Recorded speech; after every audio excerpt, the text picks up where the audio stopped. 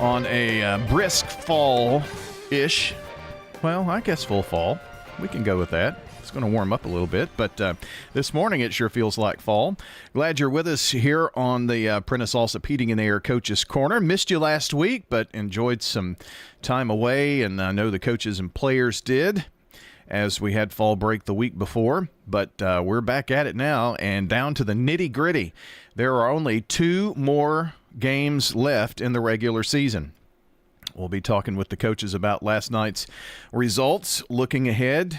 We're not going to look ahead 2 weeks, but some important games coming up next week for a lot of our teams, and a huge matchup between state-ranked teams and non-region play, so a lot to talk about here this morning. So glad you're along with us. Get you some coffee, get that going. If you think, gosh, I don't want to cook breakfast, well, head over to Donut Country, get you some coffee and donuts, or McDonald's Murfreesboro. They've got the coffee and the biscuits going, and they can get you fed real quick at our local area McDonald's. They're helping to fuel the Prentice Allsup Heating and Air Coaches Corner this morning. To the scores on the Jennings and Ayers Funeral Home scoreboard, and last night in our broadcast game, Riverdale defeating Blackman 24-7. A 7-7 game at the half, and the Warriors had a great second half effort last night, and come out with the victory on the road at Blackman in region play to improve to 7-1 on the season and still undefeated in region play. It was knotted up at 0-0, Stewart's Creek and Smyrna last night at halftime, and Stewart's Creek punches it in 3 times in the second half to defeat the Bulldogs 21-0. Oakland, a winner at Coffee County 42-10. That is the wrong score there on my sheet. It was 42-10. And Pope John Paul II, after Rockvale trailed by 1 at the half, 21-20. Pope John Paul II defeating Rockvale 49-28. It was Beach, a winner 35-20 over Siegel. And Green Hill blanking Laverne 43-0. Eagleville with a big, strong win there over Loretto by a final score of 28-21. And MTCS and Kings Academy in a shootout last night, but MTCS scored twice, kind of put them ahead, and then it was kind of back and forth, but they wind up winning by a touchdown, 37-30. PCA was off last night. They played the previous week during the county school's fall break. All right, what is ahead? It's week 9 coming up of the high school football season. Rockvale is at Blackman. Is it week 9 or I don't? It's the 9th game for our local teams. I can tell you that. It's weird. We have that fall break in there, so there are 11 games. So I guess it's technically week 10. But anyway, Rockvale is at Blackman. That's where we'll be with our broadcast microphones, going back out to see the Blaze as they take on the Rockets. Siegel will be at Riverdale. Both of those are region contest. And playoff implications in all of those games, by the way. Rockvale, Siegel, and Coffee County kind of battling it out for the last, and put Blackman in that mix.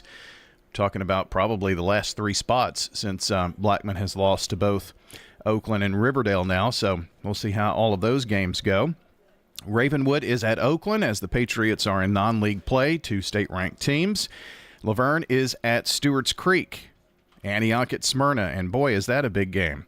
A home playoff game for the Bulldogs is on the line in that one, and it's at Robert L. Rake Stadium.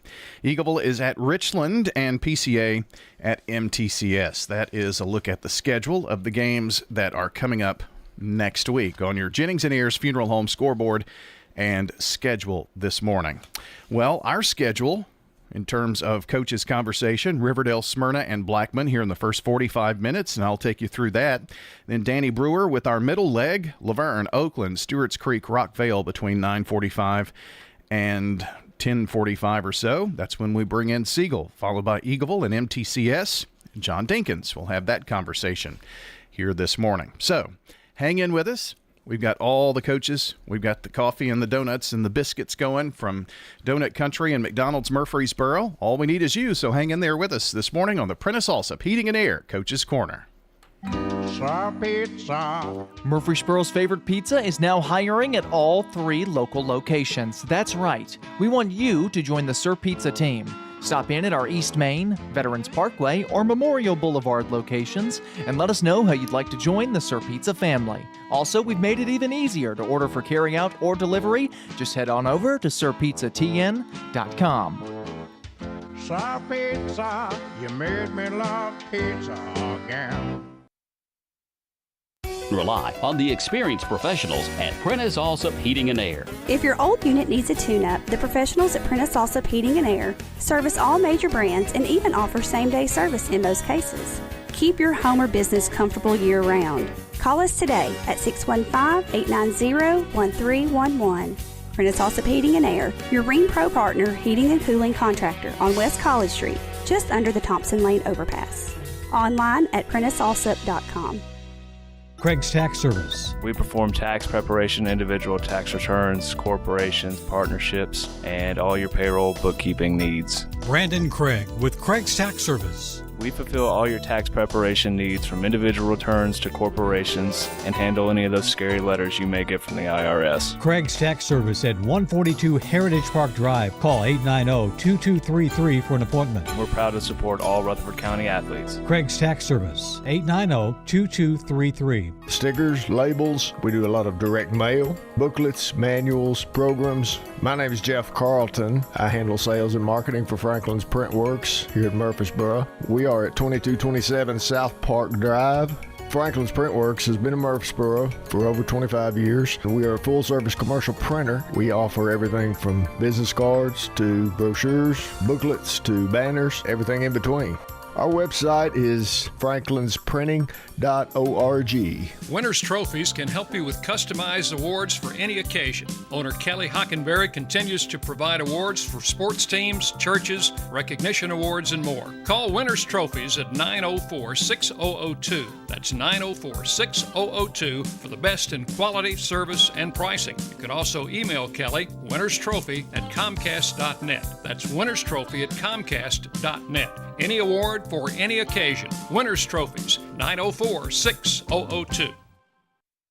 The Prentice Allsup Heating and Air Coaches Corner, fueled by Donut Country and McDonald's Murfreesboro on FM 101.9 and AM 1450 Murfreesboro, FM 100.5 Smyrna, and streaming at wgnssports.com. All right, the Coaches Show brought to you by Middle Tennessee Electric, serving our community by providing affordable, reliable, and safe electricity. Online at mte.com. We have, this is the Prentice Allsup Heating and Air harassing Coaches Show, apparently, Will Kreisky. Yeah, it is. I've had Floyd Walker on my tail all week. He has instigated a group message between me and my brother, and I guess he's still dealing with both of us to this morning. He hadn't left me alone since we walked in the studio.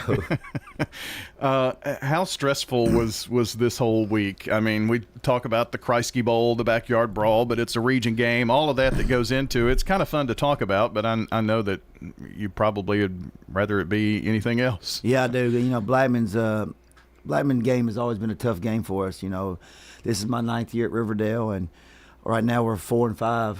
Versus Blackman. So my first 4 years, you know, Blackman got after us. I mean, it was close games. I say got after, but it was close games. You know, we lost by 3, we lost by 1, things like that. And for us to be able to get this win last night was huge. Like you said, you know, it's not about my brother. You know, it's Blackman. Blackman's all Blackman week. You know, Coach Voss brought it up to people at school this week. They were like, it's Blackman week. Y'all know how he acts on Blackman week. And then not only bring that up with his playing, you know, his brother, but, you know, when you play Blackman, you're going to get a physical game. You're going to get a well-coached team. You're going to play a lot of athletes. And you got to do the right things. And you got to play consistent ball and mistake-free. And our kids finally settled down in the second half and was able to play a little bit. I'm glad that we were able to get Dominic Taylor back. You know, that was huge for us last night. Now, he played really well, and MTSU is going to get a great football player. It was the difference in the game, I think. It was, and, you know, people kept asking what I thought about the game leading up to it, and I said it all depends how you know, healthy DJ is. And if DJ's healthy, you know, I feel comfortable. Not that we were going to get the win, but I felt better having Dominic Taylor in the backfield. Well, and I say the difference, yes, it was the difference, but your offensive line began to control that second half, and and kept Blackman, and Blackman's defensive line was out there a long time. And I think all of those things coupled together was huge. You know, I'm really proud of our offense and Coach Barnes and what they did on the adjustments, and Coach Caramelli, what he's done up front with those guys, and Coach Pelchat and Coach Odom and Coach Barge, what they've done with those offensive skill guys. In the third quarter, we had 17 offensive plays, and they had 3 offensive plays. So that was huge momentum builder for us in the game. And having 17 plays in the third quarter was big because we were able to control the game and control the momentum at that time and get the guys rolling and then roll into the fourth quarter like that. With that type of momentum was big for a region football game at their place. Yeah, that's true too. Huge crowd there last night, and you know, coaches always talk about winning the middle of the game, the last half of the second quarter and the first half of the third quarter, and I think it was in that second half of that middle half that you started to put some things together, and Taylor went for almost 100 yards last night. Yeah, he did. He ran the ball really well and real physical. He didn't go down on the first contact, and that was huge. And, we keep bragging on Dominic Taylor, but, Caden Bailey would come in at times, and he had like I think he broke off a 60-yard run, almost scored, got down to the 8, and where we were able to punch it in a few plays later. But those two guys complement each other real well, and both of those guys have been out the last few weeks. So having both those guys almost back to 100% was good to see. Caden's still not where he needs to be, but he's getting there, and he's working hard to get back to be 100% because we need them. We need both of them in the last two region game. We got Siegel coming up, and then we finish up with the Battle of the Borough. But we need everybody healthy for those games for us to be able to place ourselves nice in the region. And offensive line, again, like you said, played really well up front. I'm proud of Gavin Harris and Jamari Winston, their leadership that they're doing with those other guys up front. LeBron Shelburne's playing really good at center and giving us great opportunities. And it was nice to see a lot of that come together against a good football team, against a really good defensive team. Riverdale football coach Will Kreisky joining us this morning. I went back and did a little backyard brawl history. If you go back to some of the schedules, many times both teams don't put the opponent, Riverdale or Blackman, on there. It's just backyard brawl, and everybody knows what it is. But since 2012, going into last night's game, Blackman held a 9-3 advantage in that series, and it's only been of recent years where you have been able to kind of close that gap. And it shows that this region gets better and better because you've got, you and Blackman and Oakland are kind of battling there for top spots every year here the last few. This whole region has top-notch coaches and top-notch programs, and you have to prepare yourself each week, and you have to give these kids that mentality, man. They have to come to work, and they have to practice. You really have to work if you want to have success in this league, and you have to minimize your mistakes.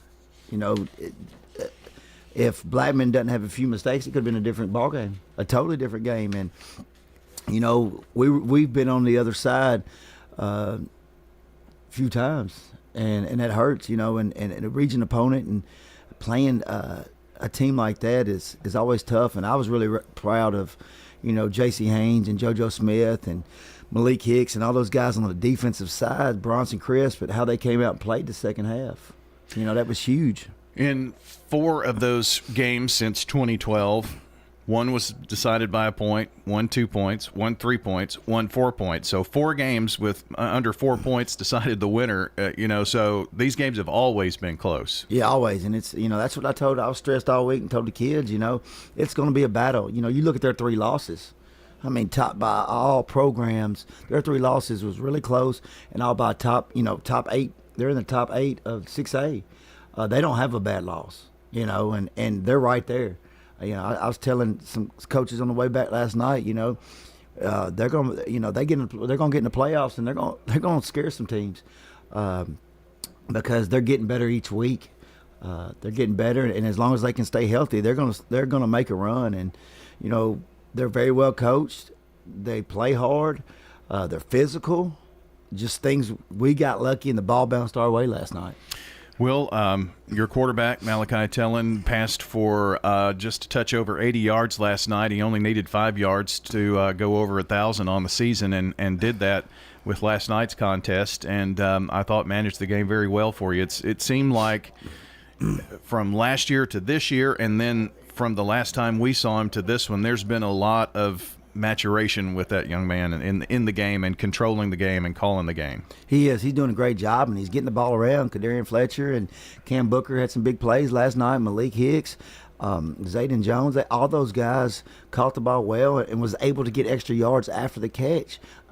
He's getting the ball to all those guys, and what's special, and I keep bragging on, is that you don't, again, look at our stat line. You don't see one guy. Now, DJ's starting to stand out a little bit, but other than that, you don't see just one guy dominating the stat line. Obviously the quarterback position, because everybody looks at that, but everybody's just doing their job. When you got guys that are happy and complimenting each other and working together as a team, that makes it a lot easier.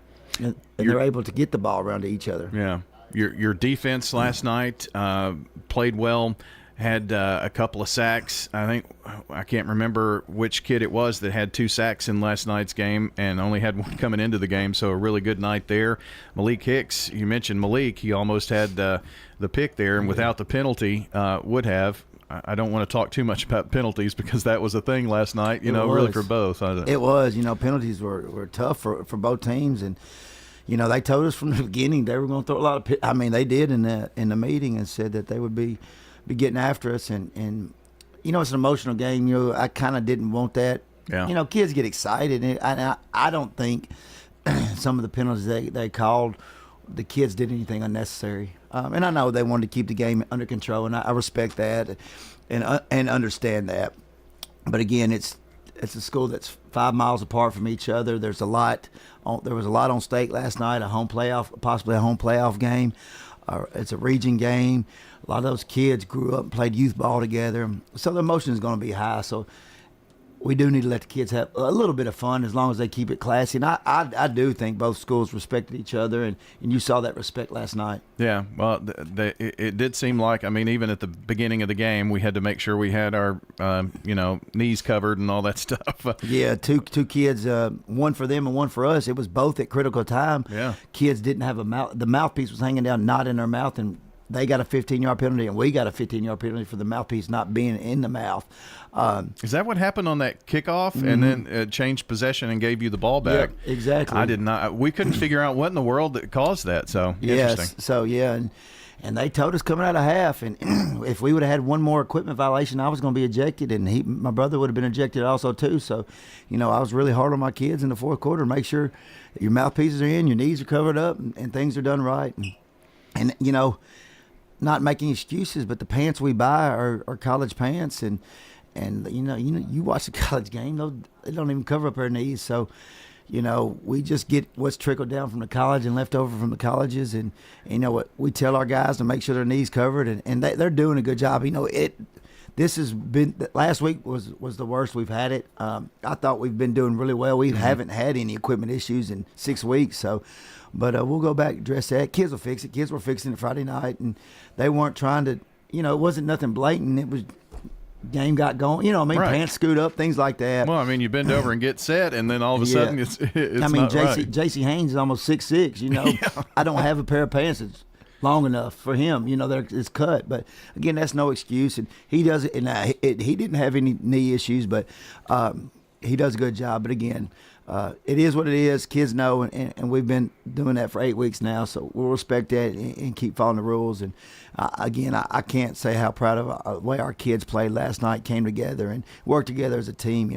These guys are growing up as a team, and we got 2 tough weeks left. Got to focus on Siegel. We're having a big celebration for our turf and having all the sponsors out, and it's going to be great. So we're looking forward to next Friday night. Miss Blair and Richard Gibson's got a big shindig going, and it's going to be a nice celebration. You got that. You got the next 2 games at home, and everybody else knows that Week 10 that's looming. You can't look there. You said you're focused on Siegel, and that's where you'll be this week. Yes, we got to stay focused on Siegel, and Coach Renshaw and them do a great job over there at Siegel, and we got to be prepared and ready to go. They're going to come out and play. Siegel always plays us tough, so we got to stay focused on what we do, and we got to get better this week.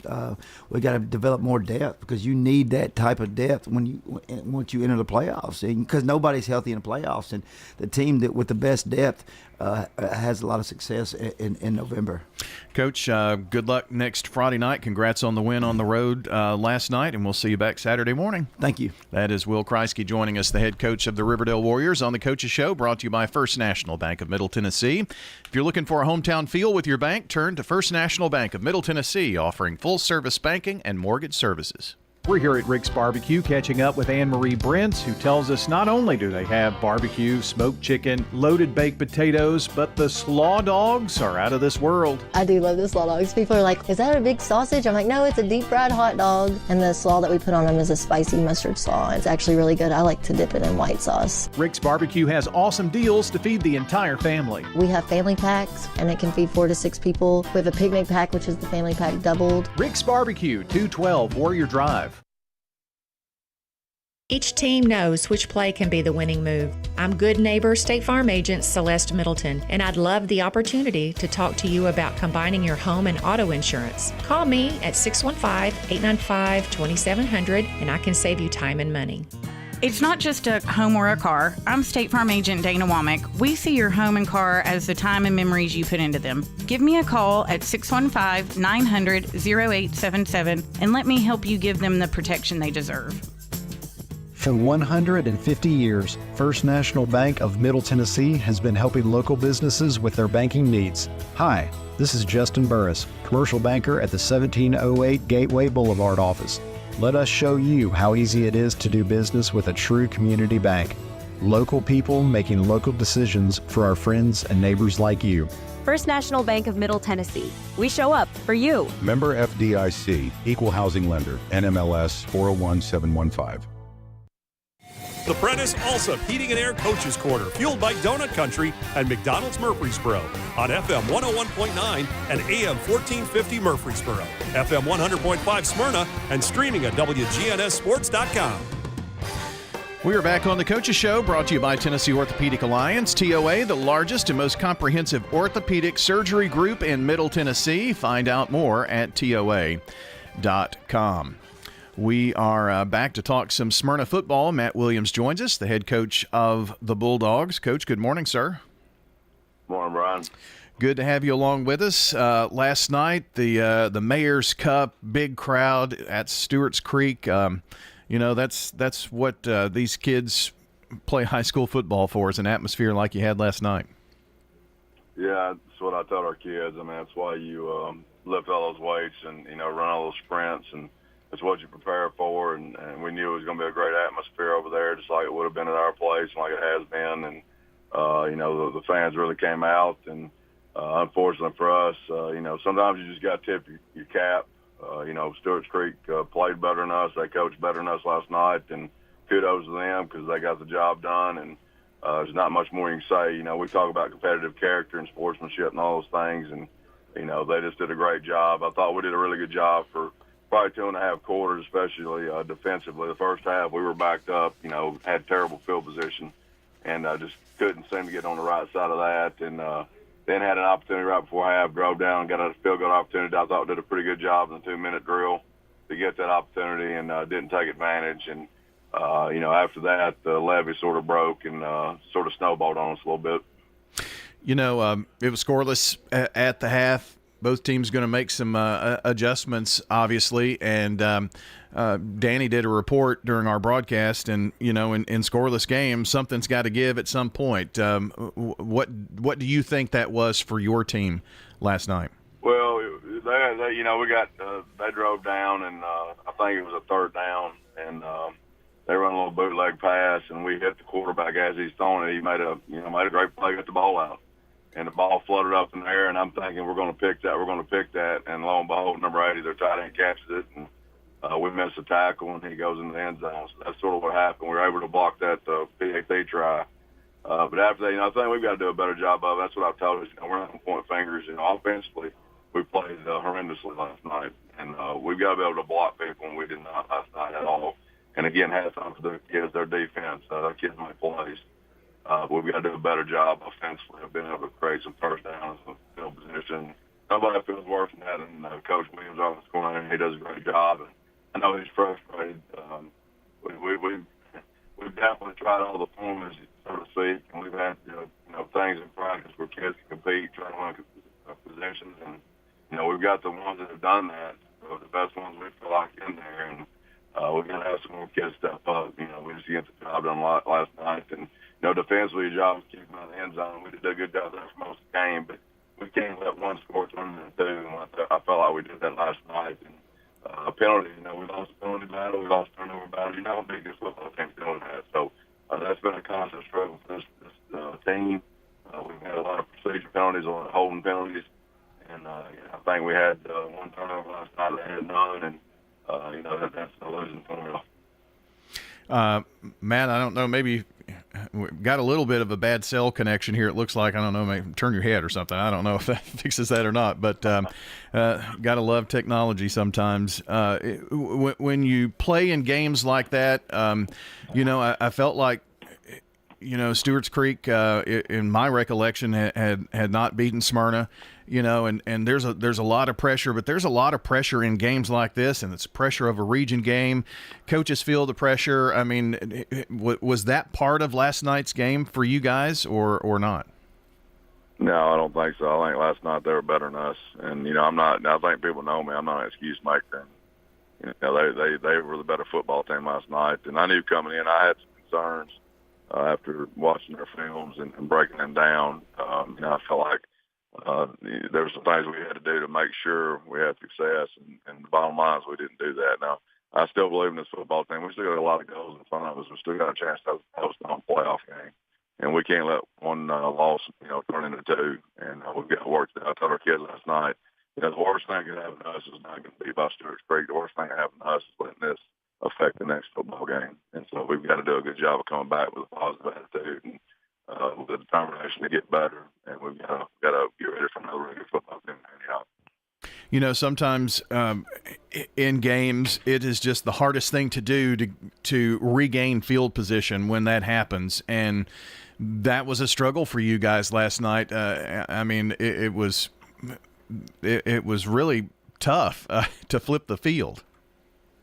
Yeah, it was. We didn't help ourselves out. You've got to be able to get first downs. And we also didn't do a very good job in our punt game. I thought our punt team was not very good last night, and that's not all on the bar. We didn't protect the punter very well. There was times he was rushed and hurried, and we've got to get better and be better coached on that team. And, a lot of things go into that again, but, we've got to be able to create first downs. And, again, I thought defensively, DJ Barksdale played unbelievable game last night at defensive end. I thought both our defensive ends played pretty well. I thought Connor Clark did as well. You got Jerry Martin, who played really well. I felt like he had a number of tackles from defensive tackle spot. And, we've got kids trying really hard, playing really hard. I thought our defense overall did that. We just got to be able to play 4 quarters that way. And, so field position, as you said, that's something I said when we, got on the radio. It killed us for most of the early part of the game. And to be honest with you, the one time I felt like we had a good field position situation was in the third quarter. We were able to punt, get them backed up on their own 20 or thereabouts, and let them come out. And I think that was their first scoring drive. So we've got to be able to, when we get those field position opportunities, to take advantage. You mentioned Jerry Martin, 7 tackles last night. DJ Barksdale had 9 for you on the defensive side, and Britton Judkins was 16 of 29, 106 yards passing for you last night offensively. And Coach, it's this game of football can be very humbling. Was fall break a factor in any of this? Chipping off some of the rust from being off, or did your kids respond well to coming back after that? No, I don't think they responded well. We practiced Sunday, and thought we were crisp. And I will say, I felt like I always thought our kids were going to win games or lose games Monday and Thursday. I felt like Sunday, Monday, and Tuesday were really good. I felt like we were focused. I didn't feel like Wednesday was very good practice. I thought Thursday was good, but you can't have 3 out of 4 or 4 out of 5 good practice days against a good football team. So we've got to fix that as well. But I don't want to be negative. Again, we've got a lot of goals ahead of us, and I think you're trying to. We're trying to figure out a reason why we got beat by Stewart's Creek, and the reason was Stewart's Creek was better than us last night. So sometimes that happens, and that's something I've got to figure out as a head coach how to not let that happen again. And we're trying to put all the puzzle pieces together. But the thing this team we've got to do better is we've got to do better at not having penalties, and we've got to do a better job in pressure situations, making plays. I tell our kids the truth. When we lose, it's my fault, and I've got to get it fixed. And when we win, it's the kids that do it. So this is on me, and I'll get our coaches right, and we'll get back to the drawing board, and we'll have it fixed. Well, you can't lick wounds too long because you've got a huge game coming up next week, and that one will be at your place, and Antioch is coming in, and you've said it a couple of times here. There's still a home playoff game possibility right here on the line, but you got to take care of business next Friday. Yeah, I got a good football team. I got one of the best sophomore quarterbacks you ever will see. I got one of the top-rated offensive linemen in the state, and the athletes all over the place. So we're going to have a really good week of practicing. It's a really good football team, and Antioch's fighting for the same thing we are. They want a home playoff game. So I told our kids going into this game and it's true. The last three is like a playoff. They're all playoff games, and that's just what it is. So it's the same for Antioch. So. We it's the same thing last year. We feel like we're entering the playoffs early, and each one of these games finishing out is going to determine our playoff spot or whether we're in the playoffs, whatever you want to say. So a lot still to play for. Our goals are still ahead of us. The region championship probably is a little bit questionable now, obviously, but we can still host a home playoff game and make the best out of a bad situation last night. But I still believe in this football team. I believe our kids will come back with a good attitude and be coachable. We coach those kids hard, and it's been a frustrating year. I know it has for them. It's probably not been fun for them the whole time. We've been trying to correct a lot of things throughout the year, and part of that's got to do with inexperience and a young football team. But, at this point, you can't use those as excuses. Your sophomores are technically juniors already and so on and so forth. So it's my job to fix it, and we'll get it fixed. Well, it is a huge game. Should be a great crowd out there. Kind of two different teams in terms of history, though, Coach. Smyrna's had a rich history, a couple of state championships, many region championships, and Antioch has traditionally been a team that has struggled. So sometimes you find a team like that comes in and they're very, very hungry to make their mark, and that's just one more thing to add to a hostile team coming into play next Friday. Yeah, they were able to find a lot in a bottle with that quarterback. As a freshman last year, he's one of the best freshmen I've seen in my tenure. And they built around him with good athletes and some big linemen, and they got good football players, and we were lucky to beat them last year. So we've got another challenge ahead of us, and the beauty of it is we had obviously a bad night last night, but the positive and the silver lining is we've got another opportunity next Friday, and we got an opportunity to get better this week. So we're going to take that opportunity. All right, Coach. Well, we appreciate you spending some time with us this morning. Are you off to see any more football today? No, I'm going to be working on Antioch, and I will watch the Tennessee-Alabama game this afternoon, but I got to get back to work. So I understand that. All right, Coach, appreciate it. Thanks for your time this morning. Thanks, sir. That is Matt Williams, the head coach of the Smyrna Bulldogs, joining us here on the Coach's Show, brought to you by JHA Company, Josh Houston and Associates, jewelry, letter jackets, yearbooks, graduation products, and more online at jhacompany.com. Tennessee Orthopedic Alliance takes great pride in treating local athletes here in Rutherford County. Experts in joint, bones, and muscles. And with over 65 specialists, TOA has a playbook to get you back in the game. To request an appointment, visit TOA.com or call 855-NEED-TOA. Tennessee Orthopedic Alliance. TOA. Live your best life. How about a fix for your sweet tooth? Donut Country is open 24 hours a day to cure your cravings. They've been serving up the freshest donuts in Murfreesboro since 1978. There's just something different about donuts from Donut Country. Bo and Cindy Davis and their wonderful staff will greet you with a smile, and you'll see all donuts aren't created equal. Fresh donuts anytime you want them 24/7 at Donut Country on Memorial down from Clark. And they're open each morning on Middle Tennessee Boulevard. Check out their Facebook page for specials and promotions. Nothing else compares to Donut Country. Open 24 hours. Quick, convenient, efficient. 3 words that we all hope to experience when we do business. Our goal at JHA Company is to bring just that to an industry that's traditionally dictated to the customer when it's time to do business. Whether you're purchasing class pictures in a yearbook, class jewelry, a letter jacket, school spirit wear, or senior graduation products, we strive to make the experience quick, convenient, and efficient. Find out more at jhacompany.com. JHA, your one source for an unparalleled scholastic experience. This is a paid legal ad. When a family member is lost as a result of someone else's negligence, the grief can be unbearable. It also leaves you with a lot of questions like, how did this happen? Who's responsible? And is my family going to be okay? That's a lot to go through, but with the law offices of John Day on your side, you don't have to go through any of it alone. We understand what you're going through, and we have the experience to get the answers, justice, and compensation your family deserves. Call the law offices of John Day. Hello, this is Coy Young at Las Casas Feed Supply. We'd like to welcome you to our door. I'm Ian Young. I'm at Las Casas Feed Supply. I'm selling beef and pork, 100% Angus, raised here in Las Casas. Come get you some. Everyone's favorite cuts available, even options to purchase a quarter of a steer. We got the beef. Hello, everybody. Las Casas Feed Supply. Family owned and operated, Las Casas Feed Supply on Barlow Lane, just off Highway 96 East. The Prentice Allsup Heating and Air Coaches Corner, fueled by Donut Country and McDonald's Murfreesboro on FM 101.9 and AM 1450 Murfreesboro, FM 100.5 Smyrna, and streaming at wgnssports.com. We're back here on the Coach's Show, brought to you by Edward Jones Financial Advisor Lee Colvin, who will work with you to develop a tailored strategy to help you achieve your financial goals.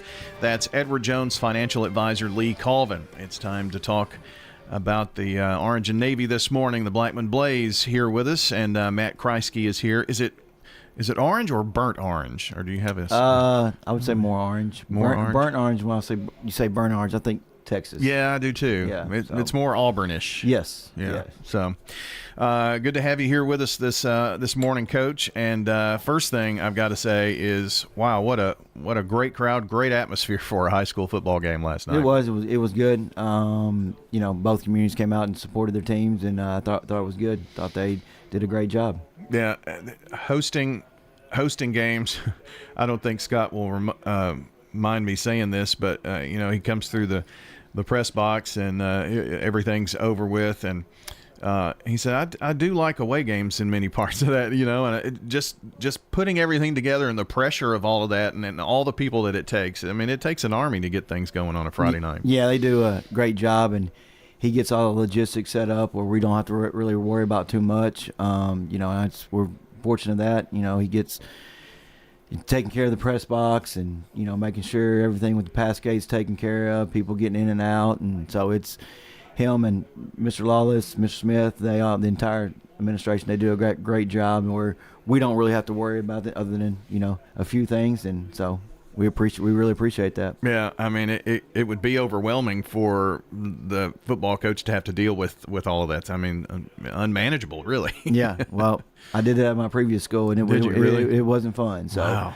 So I do not take Fridays for granted, and I really appreciate it. Not having to set up and make sure the track is cleared, everything y'all are taken care of when you're there. I don't have to do any of that, and so It's good. I get to relax and focus on football. Man, I didn't know that wasn't a normal thing. I guess that's another reason we're spoiled here in Rutherford County. It is. Coach, last night we really thought that it was going to be the game that it was, a close game. The team that scored first might have enough. I went back and looked over some of the history since 2012, and going into last night's game, Blackman had a 9-3 advantage in the series. And one game was decided by 1 point, one by 2, one by 3, another by 4. So there were 4 games in that 12 games that was decided by 4 points or less. And, you answered last night, Riverdale's first score. I'm not really negative on here too much, but offensively we had too many penalties. First play of the game, we get unsportsmanlike penalty, puts us back, inside the 10. That's not what we're about. If you saw all night, we were playing behind the chains due to things, mostly penalties. I mean, you look at our number of penalties we had and how many yards it cost us, I mean, that was huge. That's really disappointing and uncharacteristic of us. You give, that first series you give Riverdale a short field. I mean, what are they going to do? I mean, you're not setting your defense up for success when you give Riverdale a short field the first time they touch the football. So we put our defense in a bind pretty much all night last night, and that was pretty disappointing. You look at the third quarter and watch the film last night. Riverdale had the ball. 18 plays and 18 plays in the third quarter. What do we have at 3? Yeah, you can't do that. If you're gonna win these type of games, you can't do that. You can't only have the ball 3 plays, go 3 and out when you get the ball, and expect to beat a good team. And that's things that we've been trying to overcome all year. We can't. You look at it. If a couple of times, if we, hit the play where we're going, it's going to break, 5, 6, 7 yards, but we decide not to do that. We practice, way to block the specific play. We have a guy just completely runs by him. You can't make those type of mistakes against a good football team. You can maybe against a pure academy, but not Riverdale, not Oakland, not Brentwood, not Ravenwood. You got to play sound football for 4 quarters, and that's what we preached all week. And it did not happen. We looked offensively. We looked a little deer in the headlight look last night. That was really disappointing, frustrating, because I felt like we had a good week of practice. I don't know if the atmosphere, everything on the field got to us. I give Riverdale's offensive staff great credit. I thought they made some great adjustments in the second half. Did some things that hurt our defense that where I didn't think we've been hurt all year. So they did a great job. But when we got the ball in the third quarter and went 3 and out, under a minute, it wasn't good. And you can just kind of felt the air out of the balloon right there. And we giving Riverdale the ball back, short field again in the fourth quarter, and so it just things didn't go our way. So now what are we going to do? Are we going to completely fall apart these last 2 weeks, and do some uncharacteristic things that we haven't done all year long? Or are we going to pull together and do what I think we can do and close out this season on a positive note? And just like I've said in here, just like I tell the kids, our goal is to get that 11th game. We get that 11th game, everybody's 0-0 then, and we'll see what happens after that.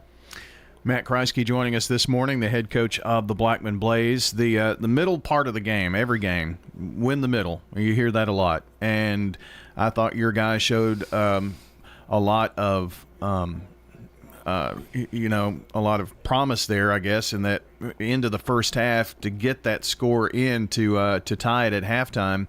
But when you only have 3 plays and your defense is out there so long, that was really the story of the third quarter, wasn't it? Yes, it was, and you could tell, man. Guys were playing hard. Sure.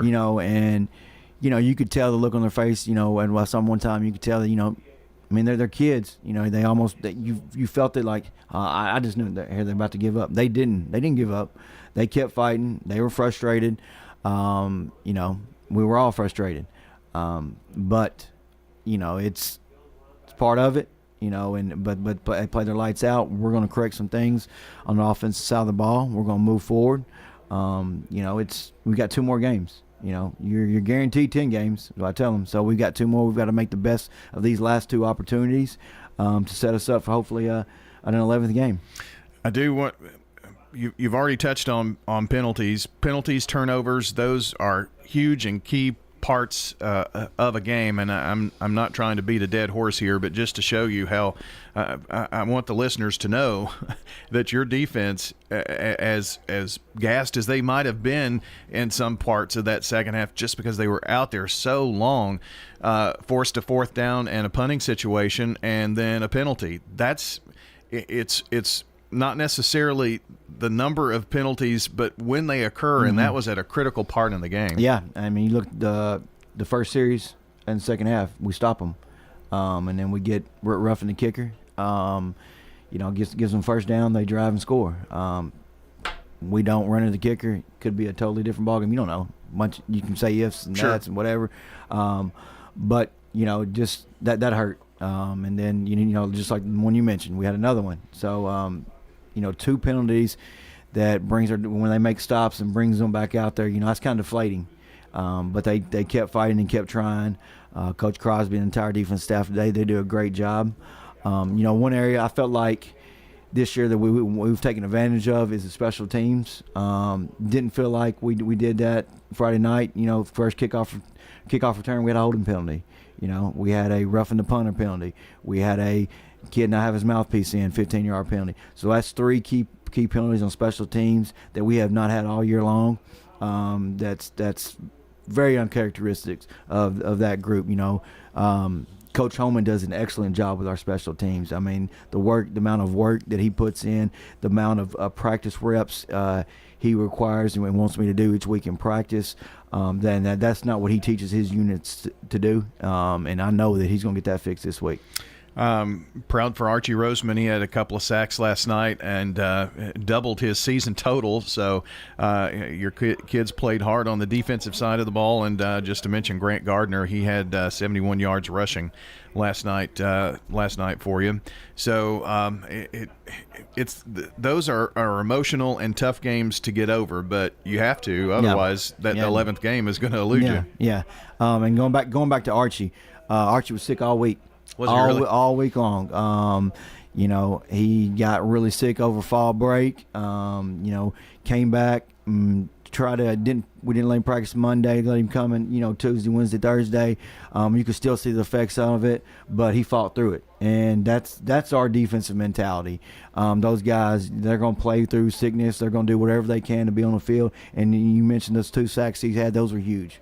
So I was proud of him and how he fought through some adversity this week and played a good game. Those are the individual stories I love to hear, and I know this is called the Coach's Show, but it's really opportunities to talk about kids like that who are trying to persevere and you know, just love the game of football. And so congrats to Archie on a fine night like that last night. So Siegel is the next opponent up for you. It's Coffee County. I'm sorry. I mean, not Siegel.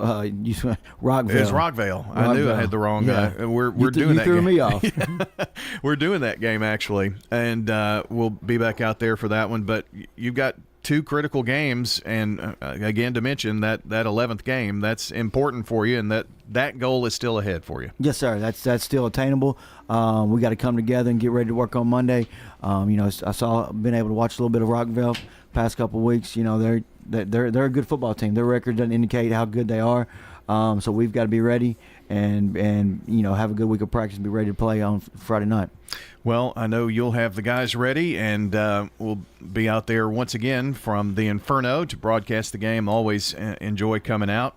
And, Coach, good luck. Congrats on a great home game last night. I did tell your brother that I bet he wished he had that gate. Yeah.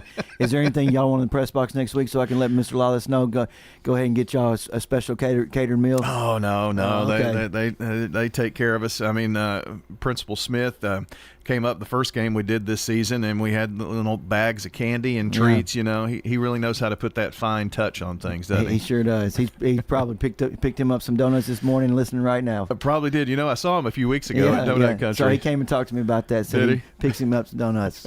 So we hope Mr. Smith has a great weekend this weekend. Well, you might have to bring him up here one time. Let him come up here with you, something like that. All right. Matt, thanks.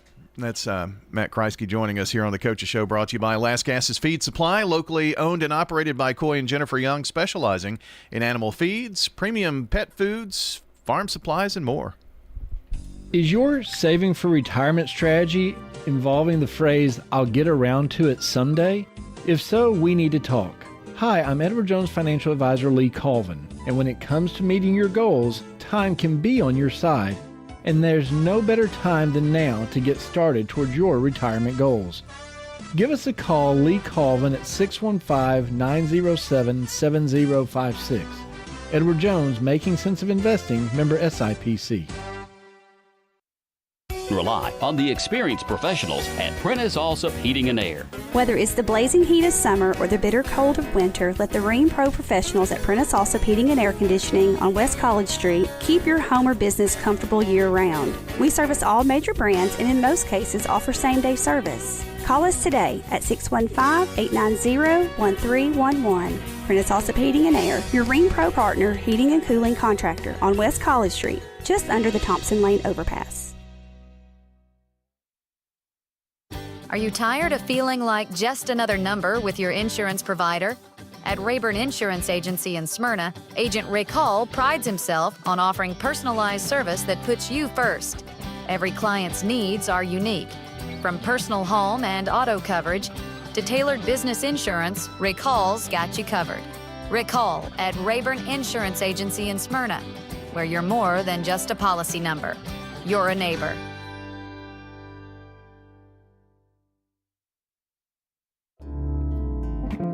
Head over to J. Mullins Jewelry to check out their selection of rings, watches, custom designed jewelry, and much more.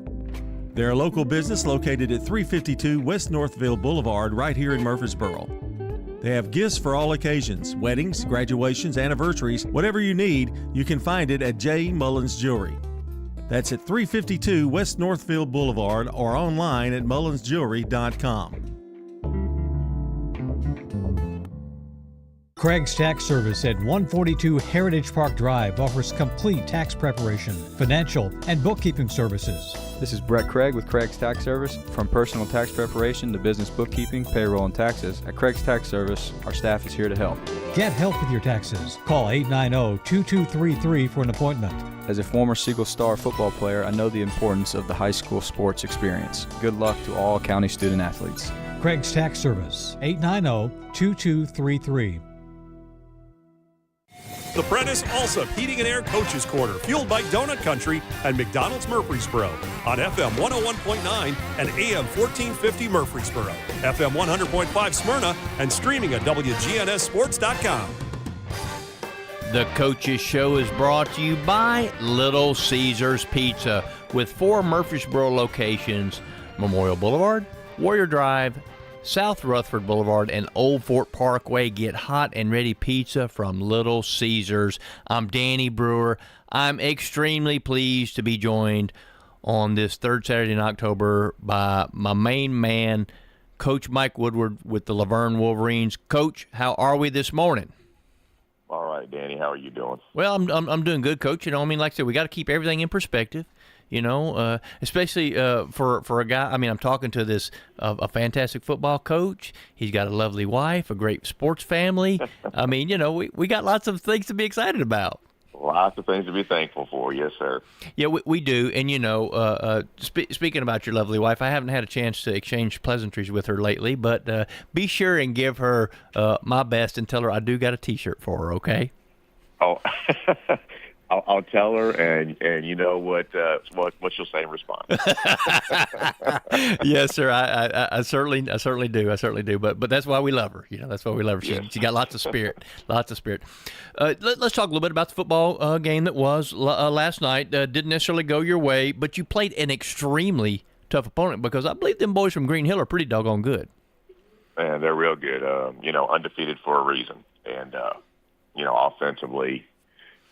You know, they got a lot of weapons, which of course is, you know, that's what gets the recognition. But their O-line very, very good up front, and then defensively, they give you a lot of different looks. And when we tried, you know, during the weekend practice, you know, to try to simulate leastwise looks, because they do some things that we hadn't seen scheme wise all year long, and they're just solid all the way around. And you know, we had some injury issues late in the week in our O-line, which did not help, and then you know, lost another one early in the game. So you know, we had some of those things going against us too. But you know, not saying that would have affected the outcome, because you know, Green Hill is definitely one of the best teams you know we faced up to this point.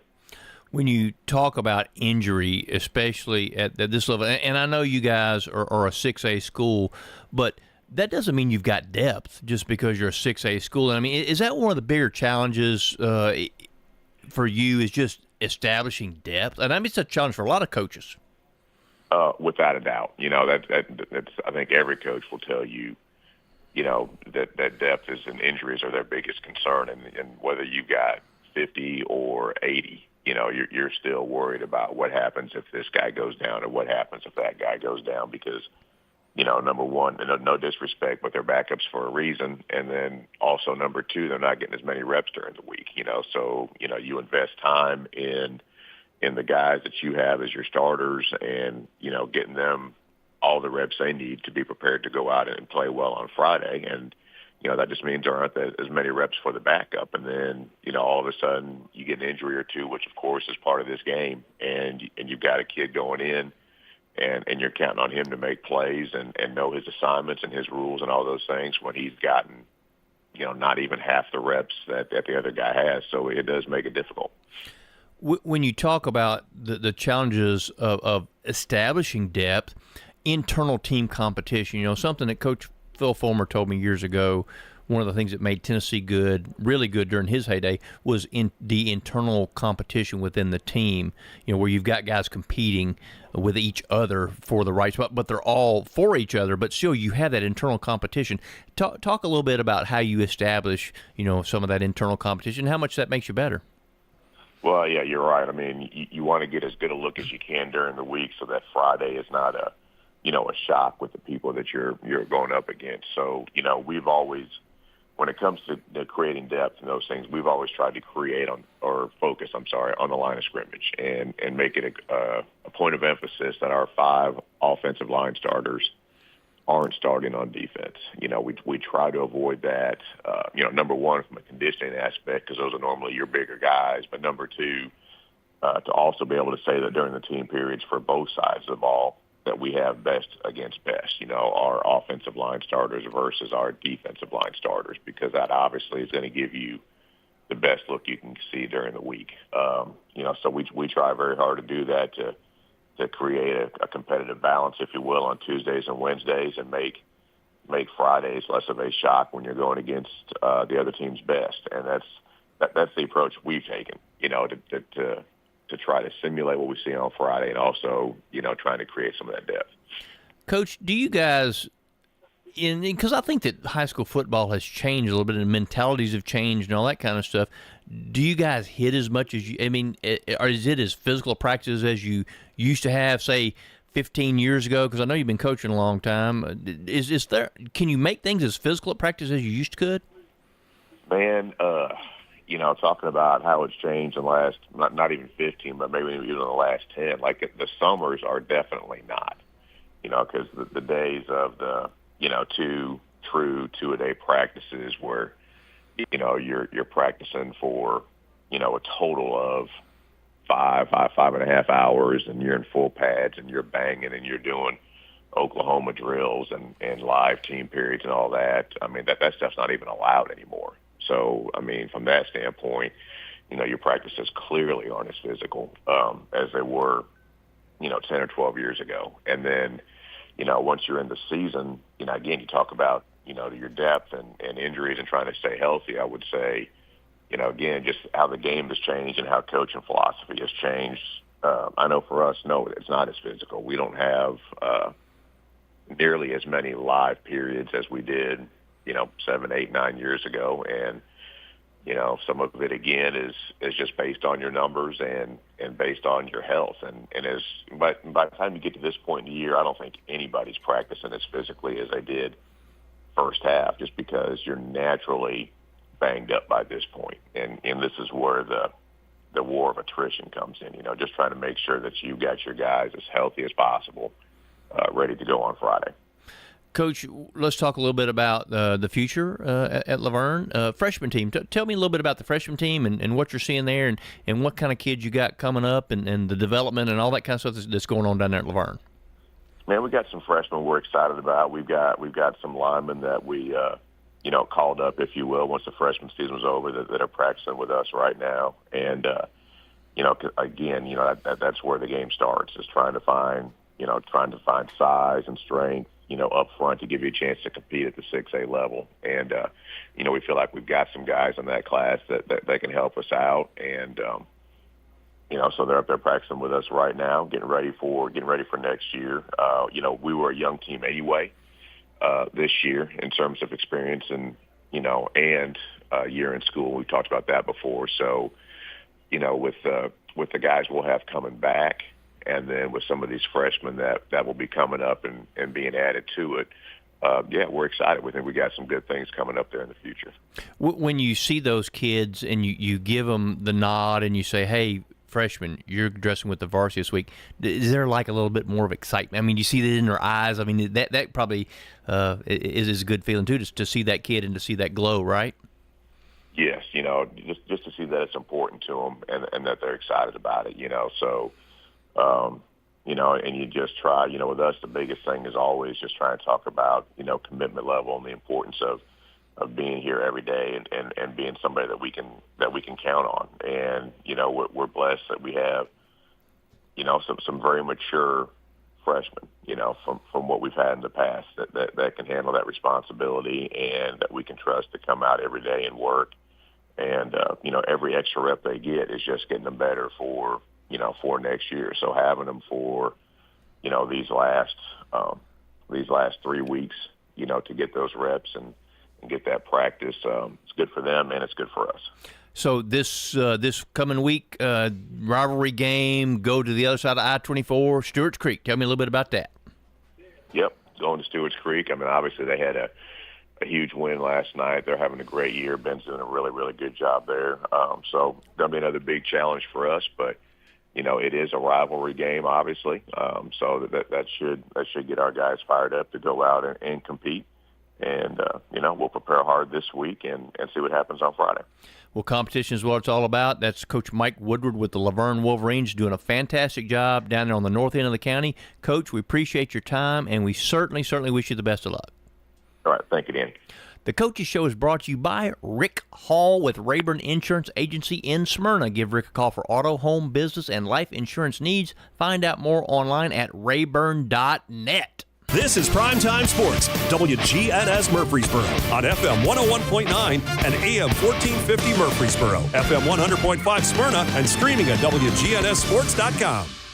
Is your car running like a dream, or does it need a little TLC? At Dr. Automotive in Smyrna, we treat your vehicle like it's one of our own. Let's hear what some customers have to say about Dr. Automotive. Been coming to them ever since he opened up. Good family. I recommend other people to get them repaired here because I knew they would do it and do it right. Been happy to send people to him because I trust what he does so much. We're crazy about him. It's all about the doctor. For quality care you can trust, visit Dr. Automotive in Smyrna. We've got the cure for your car. Here's your Little Caesar slices and sticks, half Italian cheese sticks, half pepperoni pizza. It's the world's greatest combination. Carl? How could you? Sorry, PB&J. I wanted to try new things. No! Have some for yourself. Yes. No! Get hot and ready slice and sticks for $6.99. Walk in and walk out between 4 and 8 p.m. Little Caesars Pizza is a proud supporter of all Rutherford County High School athletes. Be sure to visit your Murfreesboro Little Caesars today. Pizza. You've seen the ads out there, companies wanting to buy your home. But why sell yourself short when you can get fair market value? I'm Lisa Patton. If you have an estate to settle or a home to sell, call Parks Auction. We'll work with you to sell your home or property in any condition with no costly repairs on your timeline. Why accept one offer when you can have multiple? You need Parks Auction. We look out for your best interest. Call Parks Auction today. We handle everything.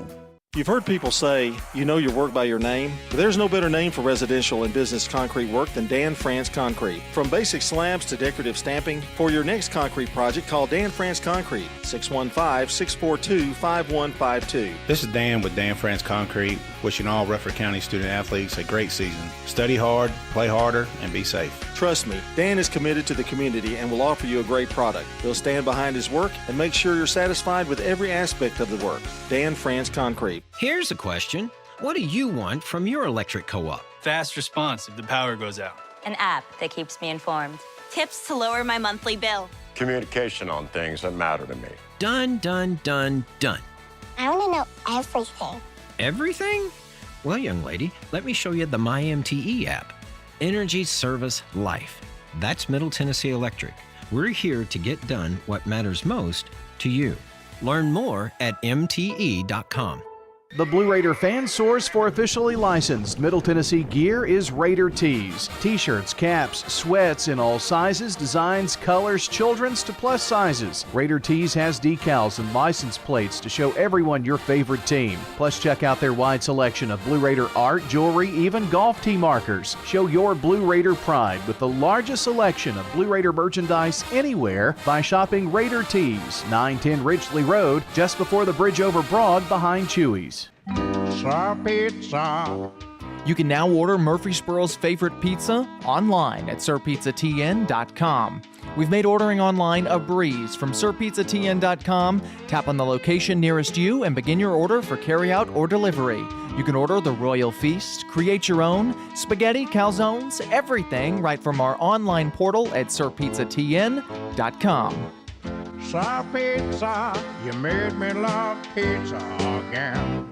Rely on the experienced professionals at Prentice Allsup Heating and Air. If your old unit needs a tune-up, the professionals at Prentice Allsup Heating and Air service all major brands and even offer same-day service in most cases. Keep your home or business comfortable year-round. Call us today at 615-890-1311. Prentice Allsup Heating and Air, your Rheem Pro partner heating and cooling contractor on West College Street, just under the Thompson Lane overpass.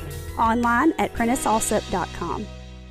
Craig's Tax Service at 142 Heritage Park Drive offers complete tax preparation, financial, and bookkeeping services. This is Brandon Craig with Craig's Tax Service. We're proud to support all Rutherford County athletes. Craig's Tax Service reminds you that it makes sense to get help with your taxes. Call 890-2233 for an appointment.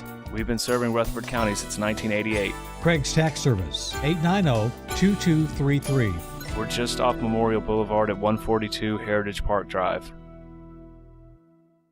The Prentice Allsup Heating and Air Coaches Corner, fueled by Donut Country and McDonald's Murfreesboro on FM 101.9 and AM 1450 Murfreesboro, FM 100.5 Smyrna, and streaming at wgnssports.com. The Coaches Show is brought to you by Prentice Allsup Heating and Air, family owned and operated since 1977. Get the best service with Prentice Allsup Heating and Air. Online at PrenticeAllsup.com. I'm Danny Brewer. I'm back now. I'm better than a buttered up buttermilk biscuit because I'm joined by Kevin Creasy, the head man over at Oakland High School. Coach Creasy, how are you this morning? Hey, doing good, Danny.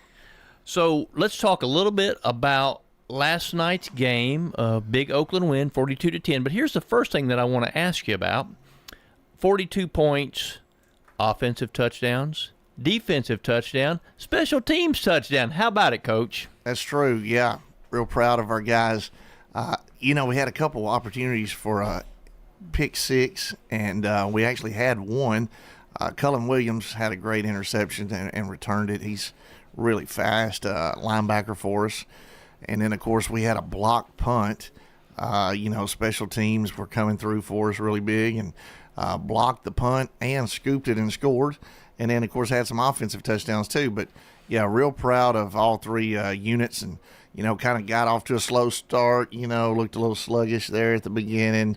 You could tell we probably had a week off, with the fall break and all that. But then got to roll in the last three quarters. So let's talk a little bit about that fall break. Good news, bad news. I mean, it happens right before the last three games of the season.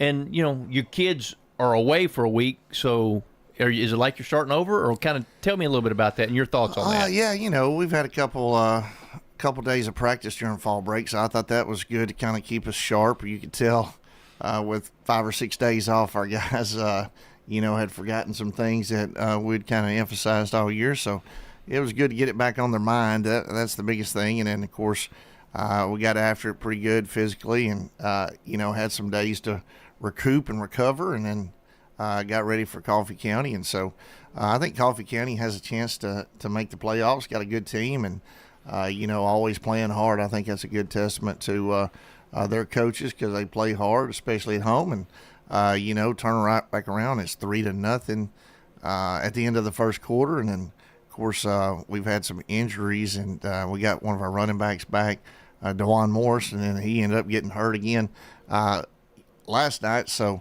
it's just been one of those things where we kind of are just inserting different people in the lineup, and younger guys are going to have to step up, and some of them did pretty good, and some of them, got a ways to go. Yeah, 3-0 at the end of the first quarter, but 21 points in the second quarter kind of got you back on track. Yeah, we converted a big fourth down, and right before halftime, kind of got in our 2-minute offense a little bit, and, went 4 wide, something, you don't always see us doing, but, completed, like I said, a big pass and spread them out. And then next thing you know, we give it to big Avery Hainsworth up the middle, and he scores a touchdown from about 7 yards out, with 15 seconds left on the clock. So proud of our 2-minute offense there. And like I said, I think it was 21 unanswered, and, come out of halftime and ready to, to close the deal. And then next thing you know, we drop a sky kick on the opening kickoff the second half and give them great field position. So they take that one in to score a touchdown. But our defense held up good. If we hadn't have dropped the kickoff return, held them to a field goal to start the game, and then, gave them great field position there at second half. But besides that, I thought we did a pretty good job of covering, pretty good job of tackling. Offensive versatility as you move toward the second season, that's something that can be important, because other teams obviously scout you and they know what you do and what you don't do. Oakland's always been really good at running the football. I mean, the inside running game has always been fantastic. Talk a little bit about what you're trying to do to maybe get a little bit more versatility in there. Yeah, we've always been known, like I said, running between the tackles and stuff like that. So we ran some outside plays last night, did some deep down the middle throws, and then of course had some intermediate passes, and always try to do some play action stuff too. So at the end of the day, we try to be versatile, try to keep guys guessing. Big thing is we've got 3 really good backs. We just hadn't had them all 3 healthy at the same time all year. So we're looking forward to one day getting Craig Tutt and DeJuan Morris and T.T. Hill all on the field at the same time. Talk a little bit about Morris. I know because he's coming into the season, everybody thought he's going to be your bell cow. Of course, injury has taken him from that role. How serious was the injury last night to him? Yeah, he didn't go back in. Our trainers were, being real cautious with him, but ultimately, he's not just our best runner. He's probably one of our best blockers and definitely one of our best receivers. So, yeah, he can do it all, but like I said, he's just been plagued, this year with some nagging injuries, and ultimately there's going to be a time where he's going to be back healthy. May not be 100%, but his 85% is still good enough to go. So hopefully we'll get him back. I don't know, next week or 2. How about Craig Tutt, King Tutt? He's a kid that makes plays on both sides of the ball, right? Yes, Craig's just a junior, and has a dynamic future ahead of him, but going to have to teach him how to fair catch a kickoff. He was the one that he got hammered on the kickoff return and dropped the ball, but he's limping around a little bit after that. He took a big hit to the hip. So this time of year everybody's kind of banged up a little bit, but yeah, Craig's a dynamic player on both sides. So we're that's pretty much what we had to do is just feed him the ball once Morris went out. Let's talk a little bit about Hainsworth. You mentioned him, had a big play. And also Chase Bandy. I mean, Coach, you almost got tailback by committee at times here. Yeah, Chase, a really good receiver for us, plays DB really well for us, and, goes in and backs up our quarterback, but did a heck of a job of having a touchdown run. Like I said, Hainsworth had a touchdown run. Hainsworth had his first catch of the year, so – like I said, just kind of spreading it around a little bit and, giving guys opportunity to make plays, and those two have made plays, big-time plays for us on offense. Coach, let's talk a little bit about the Patriot defense, because defense wins championships. You've been really good on defense over the last several years. Speed, physicality, all that kind of stuff. Last night only gave up 1 touchdown. So tell me a little bit about your defense. Yeah, a lot of speed, playing really hard. I think we got 3 or 4 of the best linebackers around. They're making some great plays. Ethan Burrell is kind of the heart and soul of the defense. He's running around making tackles for loss, and getting pressure on the quarterback. And, I think our DBs are really athletic. Like I said, they had 3 or 4 opportunities to pick passes off last night. And like I said, they had one, but there was a couple others that went right through their hands, and some people say that's why they're playing defense. But normally they make those catches, but it's because they got such great speed. We've got some great DBs back there that, kind of undersized, but definitely really fast. And like I said, just with that kind of speed, it gives teams like Coffee County some trouble.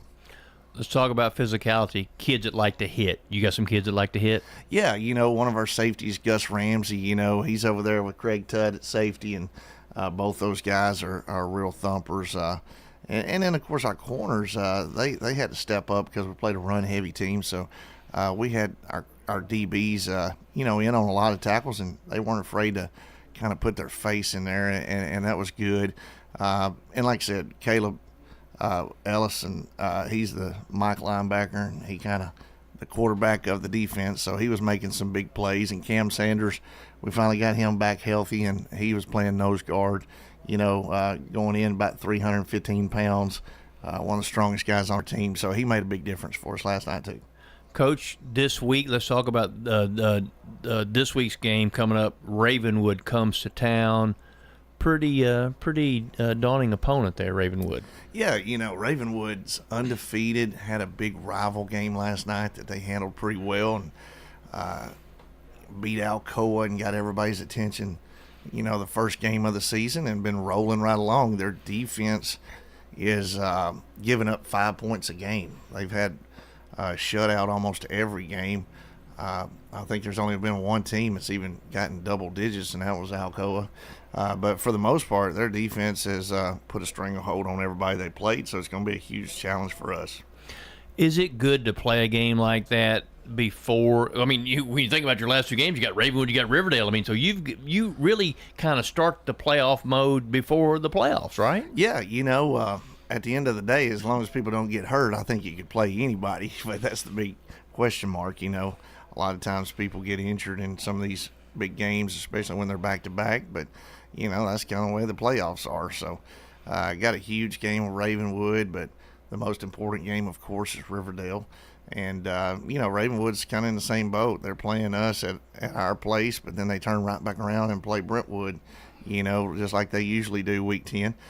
So we both got big games ahead of us. Definitely can't overlook anybody and look ahead to your schedule. But ultimately, this is a credit to Coach Hester, giving us a week 9 game. It's so hard to find a game week 9. It's easier to find week 1 or 2 or something like that. But week 9 is always hard to find. And he's willing to play us. And right now, he's definitely looking good. You think that this obviously can be a game that's good for both teams? Yeah, we love playing well-coached teams.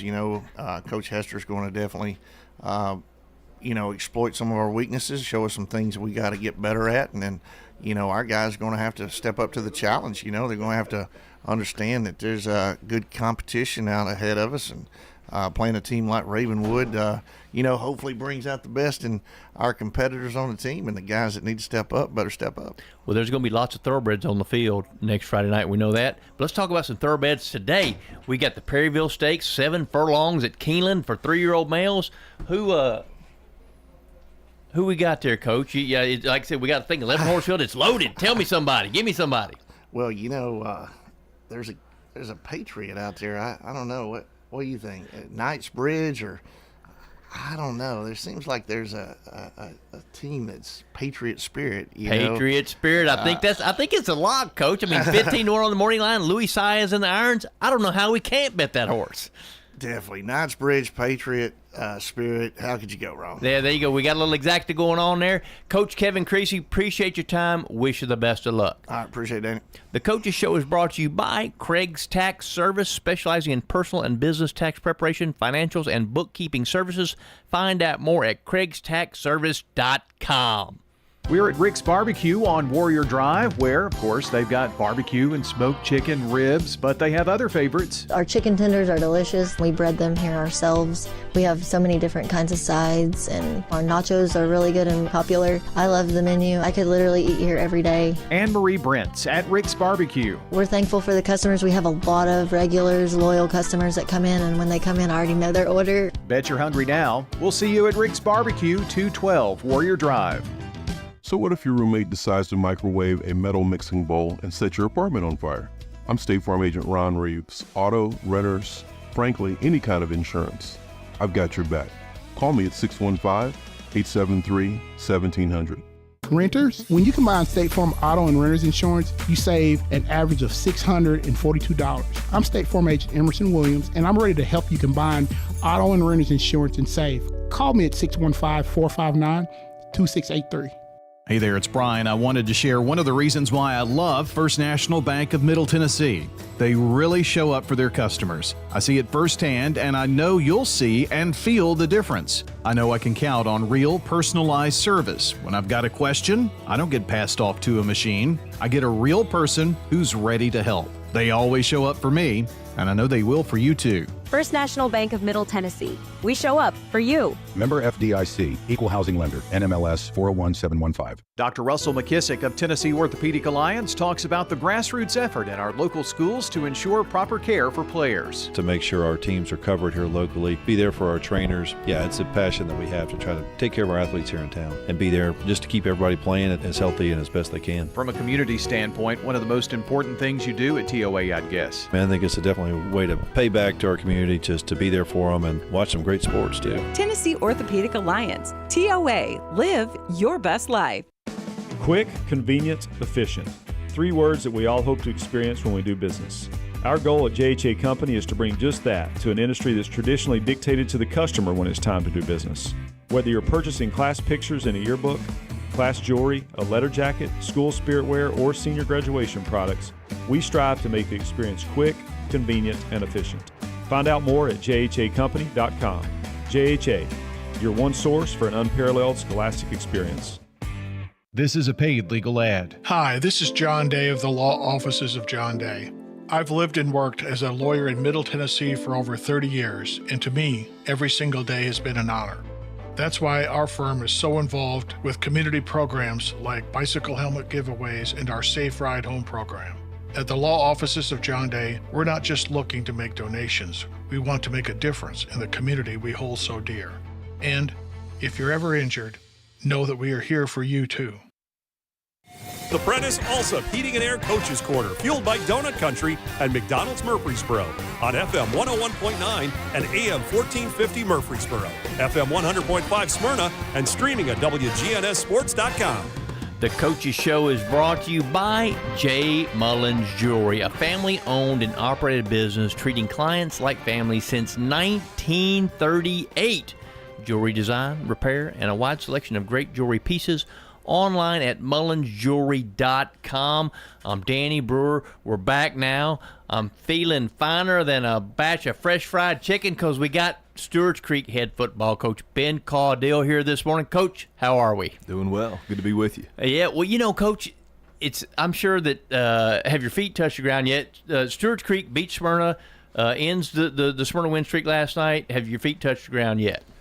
You know, I don't think they have. It was a very special night, and you know, I know a lot of people want to talk about, you know, this team when it comes to, you know, last night's game, but you know, this is for all the players and staff members with Coach Martin, you know, that I wasn't fortunate enough to be with, and Coach Brown, you know, and obviously all the players and staff members that I've been blessed to lead since 2020.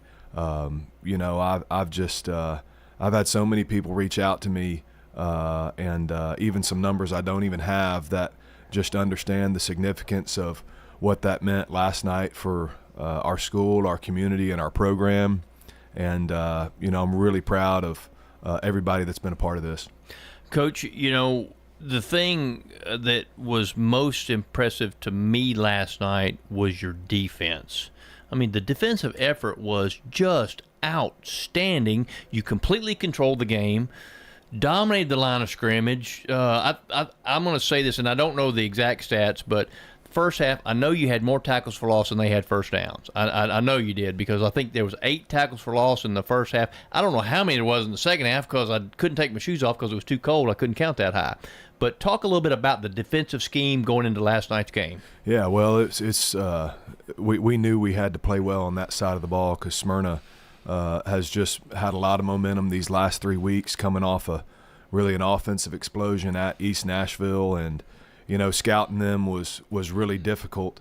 Danny, they had 10 of their 11 starters, on the offensive side of the ball were seniors, and all 5 offensive linemen, 2 of their offensive linemen are sons of coaches on their staff, and so they were really hitting their stride, and senior quarterback, all those things, and the effort of our defense on that side of the ball really keeping us in the game, especially throughout the first 3 quarters. I can't say enough about our front: Bryson Hayes, Julian Albright, Jonathan Waller, Keelan Harris and Marcel Gordon. I thought just played as good as they could possibly play. Keelan Harris is he's a young man who didn't even play his sophomore year. He put his head on my shoulder with some things going on in his life before his sophomore year, and I'm sorry to get a little choked up, but just seeing the look in his eye last night after the game, he had, I think, 4 or 5 sacks, and it was really special, and seeing some of these guys come along in our program. I was really proud of the defensive effort last night, and it was definitely one for the ages.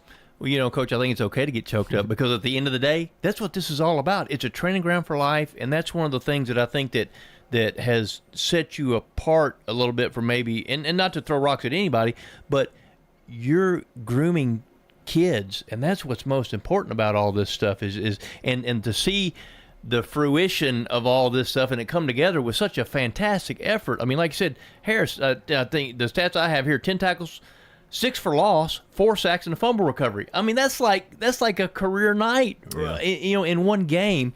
Fantastic effort for him. Bryson Hayes, I think he was in the backfield more than the Smyrna fullback was. Yeah, I tell you, once again, Smyrna's got a great scheme, very well coached in all 3 phases. And, I just felt like last night our defense really set the tone. And I thought kind of the turning point was when we were finally able to score there in the 3rd quarter, and we came off the edge and had a big sack. You could kind of feel their body language change a little bit. And that's an adjustment, honestly, we felt like we had to make after playing them last year to certain sets. And so, I can't say enough about, just the job we did on that side. And really offensively, we just had to keep chugging, and keep plugging. And I thought we were able to win the field position battle in a game like last night. Honestly, Danny, I thought I cost us in the 2nd quarter going for it on 4th down. I tried to call timeout because I wanted to call something else, but with the way our defense was playing, honestly should have just punted it and played field position. But I was trying to get the momentum there. Last night was why you play the game. It's why we work hard, and it was a really special night for all of our coaches and all of our staff, all of our players, and I'm so proud of them. So we'll talk a little bit about that, and I don't think you should beat yourself up over that, but that's the only time that Smyrna, I think, crossed the 50-yard line. I think they didn't fake. Well, at the end of the punt. and they did. Yeah. At the end of the game, they did. Yeah, right. And then before half, they kind of did a shift on their punt and extended the drive, and and missed a field goal there right before half. Once again, I want to give a lot of credit to Smyrna and the job they've done this year. I think this is you got to throw the records out. I mean, they've played several of the top teams in all of 6A in the entire state, and we've tried to schedule games in mind as well to get us ready for opportunities like last night. And I think Coach Williams and his staff are doing a phenomenal job this year, and they're going to be a handful for Antioch and the rest of their opponents as they enter the playoffs. And more than anything, I'm just proud of the resolve that our guys had and not listening to all the noise. And there's been a special spirit about this team to stay focused and stay disciplined and keep their poise and, turn off the noise, so to speak. And there was just a special piece that I had all week, in our preparation. And it says a lot about the leaders in our locker room and the staff, the job they've done. Billy Coleman, our defensive coordinator, what a job he's done this season. He used to be at Smyrna High School for several years. And so, that this game meant a lot to him. And it means a lot to all our guys. The opportunities that just got away from us last year, losing by 1 in 2019, we snapped it over our punter's head twice, held them to 153 yards in that game, and, had to go for it on 4th down in 2021 because our kicker got ejected, so all those things and make last night special, and it makes it even more special being able to do it at home. Well, I think that, I know Coach Coleman, and I think that the toughness that he exudes was definitely present last night on both sides of the ball, because I know there was one play, and I think it was Jeremy Smith, who had an outstanding game, by the way, got hit so hard it knocked his mouthpiece out.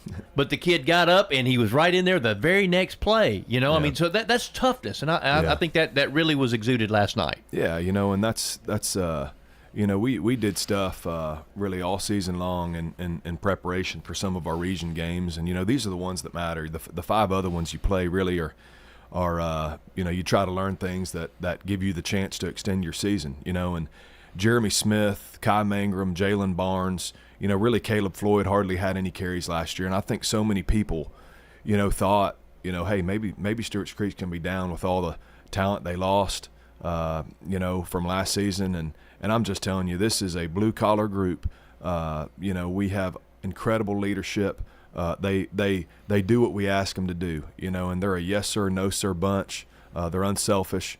And Jeremy's stepped up his senior year, and you should see the job that guys like him and Keelan Harris did last night on special teams, making Smyrna start.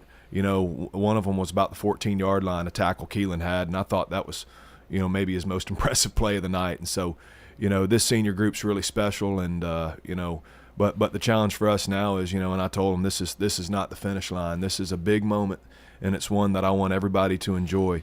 But this is not the finish line, and when we got 2 big region games left, obviously another rival opponent, this coming week in Laverne.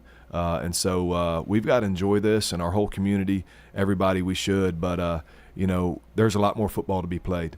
Well, Coach, that's my very next point. Thank you for that transition, because it's not the end of the season. One game does not a season make. Obviously, this sets you up to win the region and host playoff games and all that stuff, but you do have 2 weeks left to play. Yeah, that's right. And,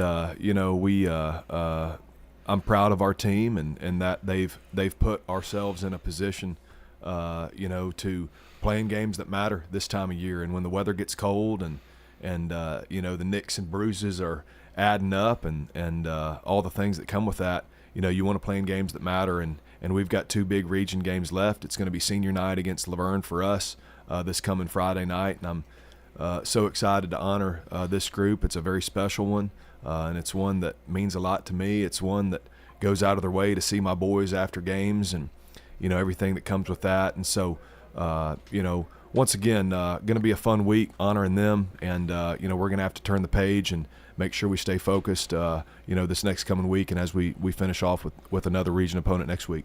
Okay, so last thing we're going to do here is talk about the cold water therapy at the end of the game. Did you have any idea that this was going to happen, or did they sneak up on you when they doused you? Because it was a little chilly last night. Did you have any idea, or did you get set up, or tell me what happened there? Yeah, so, Todd Harris, our AD, which, I've served with him in a fellow math teacher role. He was our head freshman coach, and then he became our AD. Now he's an assistant principal, and and he's going to be leading the school here soon.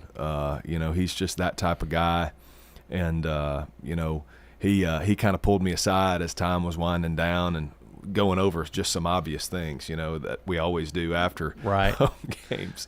And so, out of respect to him, I was listening, and he just kept going, and I had no clue. And, so anyways, then Keelan and Julian got me, and, so I might have to find them after practice Monday. But, it was a special moment, and being able to get a big hug from Dr. Harrell, and just once again, I've gotten voicemails from Stewart's Creek alums that that are so excited. I don't even have their number saved, and just so many messages, and so many people have reached out that have believed in me, and that have believed in what we've been trying to do. And I got this job at 30 years old, and I said I'm gonna make long-term decisions. I'm gonna I'm gonna be a caretaker and a steward of this program, and I'm gonna try to be faithful with what's been entrusted to me. And we're in year 4 of our youth league. It's had explosive growth. We've been able to fund a field and a new scoreboard and several other things at such a young age with no alumni support at all financially. I feel like our best days are ahead, and last night is certainly a big step in that process as a program against such a tradition-rich and well-coached opponent in Smyrna. So once again, very proud of our team. It's a shame that all the recognition kind of comes with me with an ice bath and stuff like that. But our staff, I'm just telling you, this is for them. This is for all the coaches that have been so close over the years, and very proud of our staff, very proud of our team, and once again, a lot of football to be played. But last night's one we're going to enjoy, and we'll get back to work on Monday. Coach, huge congrats from me. Also, fantastic job. You, the staff, the whole team, represented the Creek absolutely in a fantastic manner. I'm going to tell you right now, a big reason the Creek is rising is Coach Ben Caudill. We appreciate your time, Coach. Wish you the best of luck. Thank you, Danny. The Coaches Show is brought to you by the law offices of John Day. They've helped thousands of people get the legal help they need when they've needed it the most. If you've been injured, call the law offices of John Day. Hello, this is Coy Young at Las Casas Feed Supply. We'd like to welcome you to our door. Whether you have a quarter acre or several, Las Casas Feed Supply has premium feeds and dog foods you can't find in box stores. Nutrition is our specialty here at Las Casas Feed. Plus, every Saturday morning they have a local producer-only farmers market with fresh vegetables, beef, pork, and more. Customer service expertise that exceeds your expectations. Family owned and operated by Coy and Jennifer Young, Las Casas Feed Supply on Barlow Lane, just off Highway 96 East in Las Casas.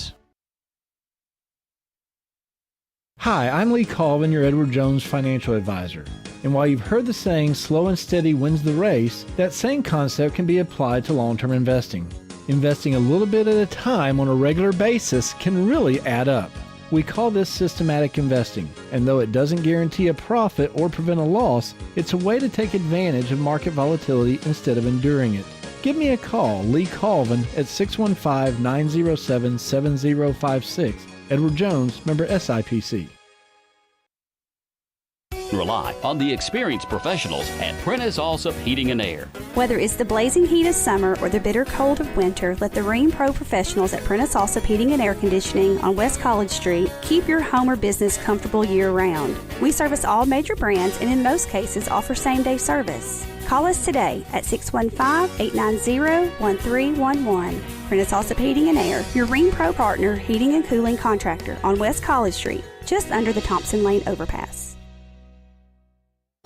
Choosing the right insurance can be overwhelming. That's where Rick Hall at Rayburn Insurance comes in. At Rayburn, we're not just about policies, we're about people. Rick Hall will take the time to understand your needs and find the best coverage at the best price. We've been serving our community since 1973. So why not let Rick Hall take the stress out of insurance? Rick Hall at Rayburn Insurance Agency, where you're more than just a policy number. You're our neighbors.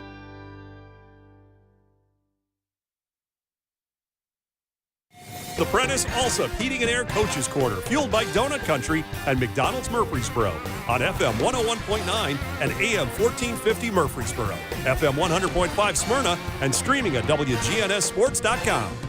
The Coaches Show is brought to you by Ideas Tees, who will be happy to help you fulfill all of your imprinted apparel, embroidery, and advertising specialty needs.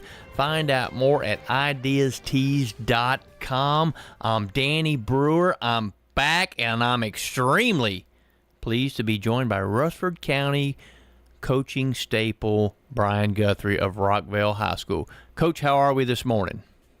I'm good, Danny. How are you? Oh, well, quite well. We got to think about the positives here.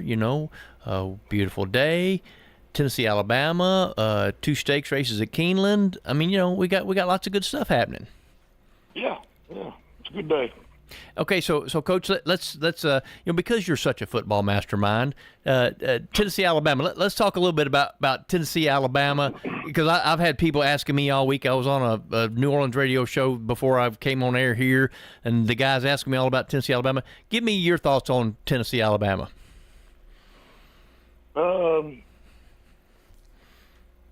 I don't really have any. I don't know. Tennessee's playing. They've got to pick it up. They're not playing as well.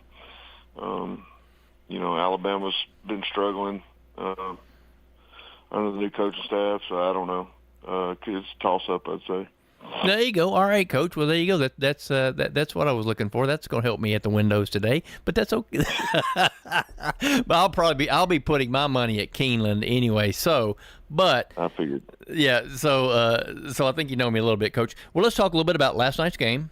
All right. Tough opponent, but I think that Rockville represented themselves quite well against a very good Pope John Paul II team. Well, you didn't watch the same game I watched.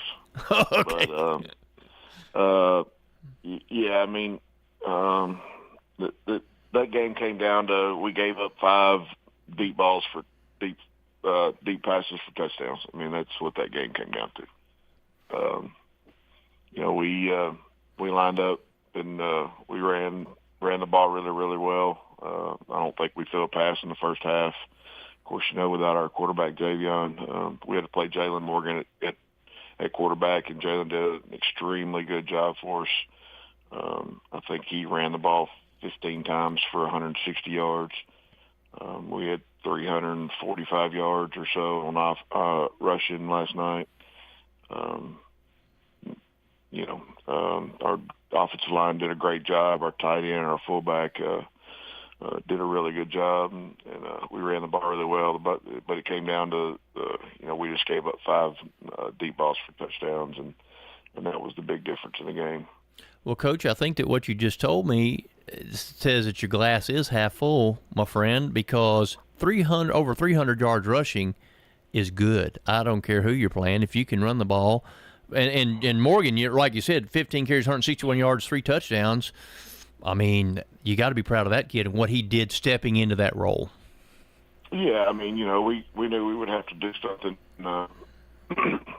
We knew our backup quarterback, Evan Rogers, wasn't really ready yet, and so we had to make a move there and talk to Jalen about it, and he was all for it. He said, "Coach, I'll do whatever I got to do, for us to win." And he did a great job. He worked hard at it this week, and last week I think he came in.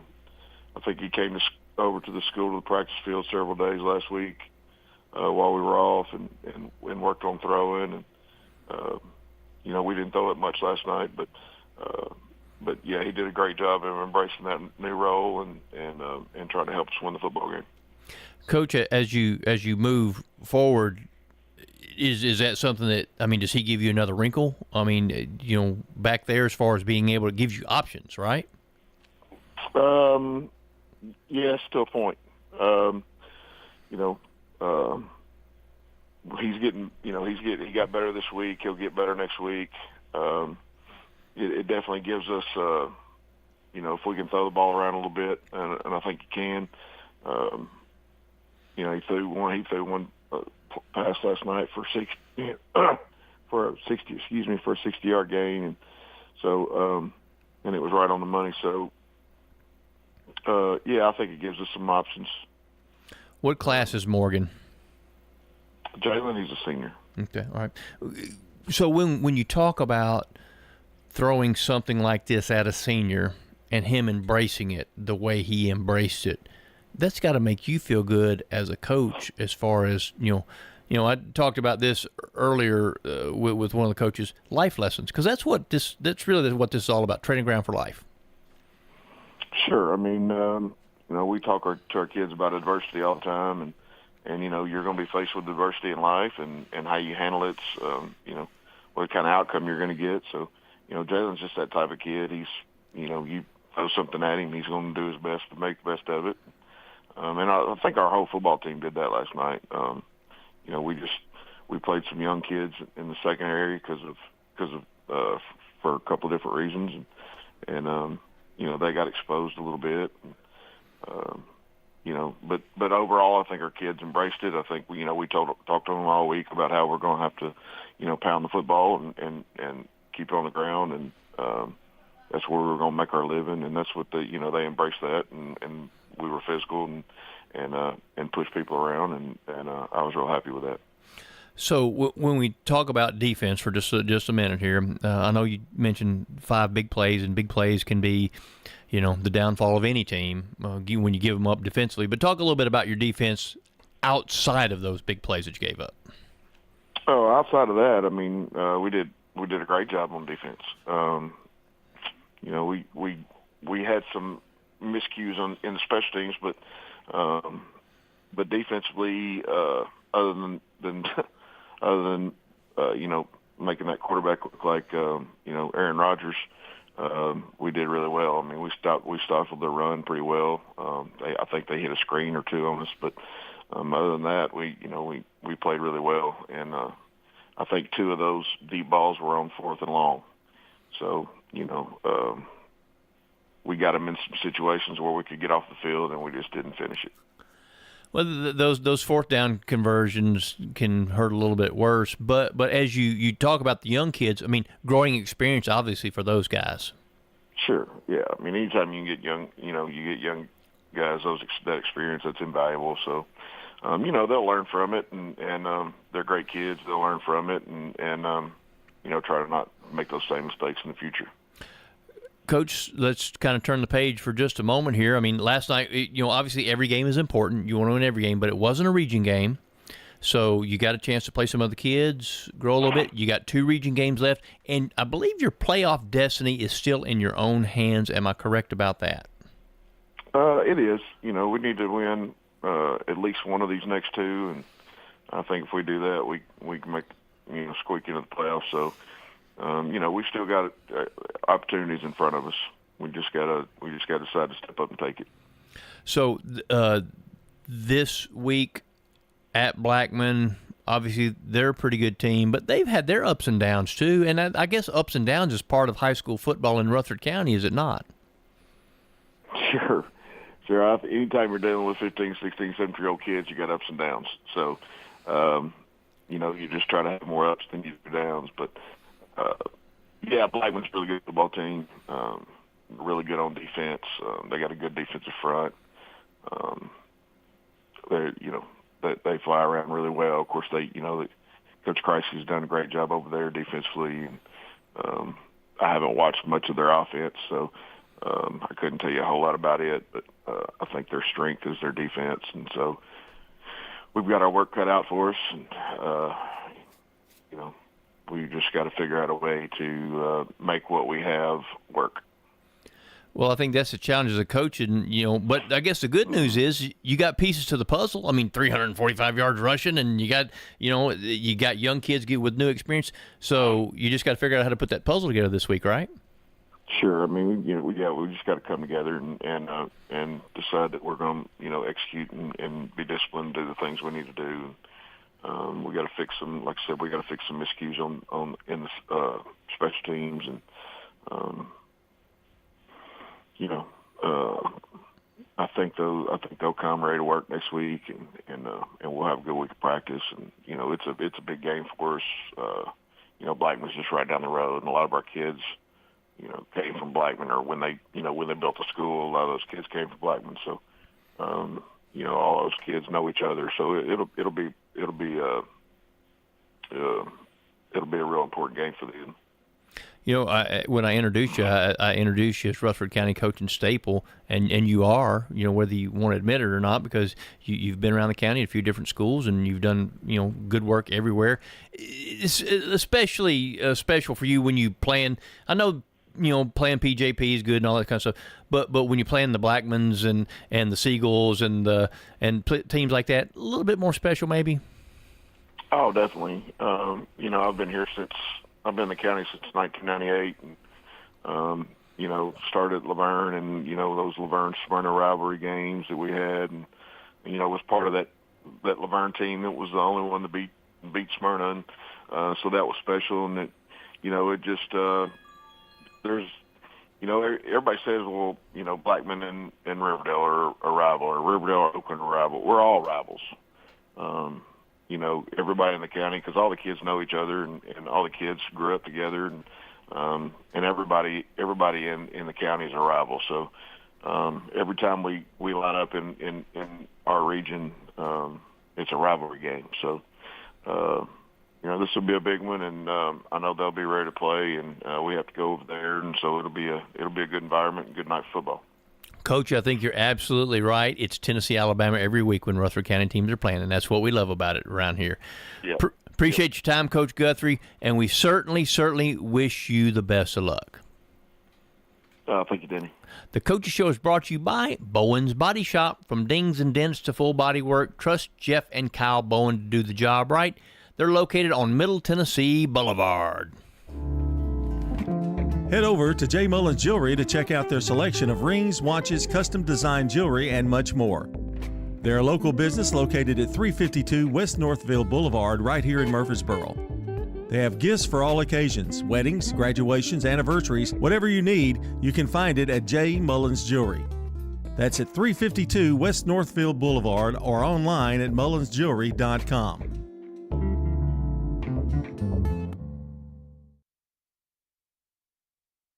The Prentice Allsup Heating and Air Coaches Corner, fueled by Donut Country and McDonald's Murfreesboro on FM 101.9 and AM 1450 Murfreesboro, FM 100.5 Smyrna, and streaming at wgnssports.com. And we welcome you back here to the Prentice Allsup Heating and Air Coaches Corner. John Dinkins with you, and we're talking to head coach Coach Renshaw of the Siegel Stars, and Adam. A tough loss, but a team you knew was going to be pretty tough going in. That Beach team's pretty good. Yeah, the Beach team's pretty good. We knew it going in, but we also felt like we could, we felt like we had a shot, and we did. The mistakes we made led to their points, and then a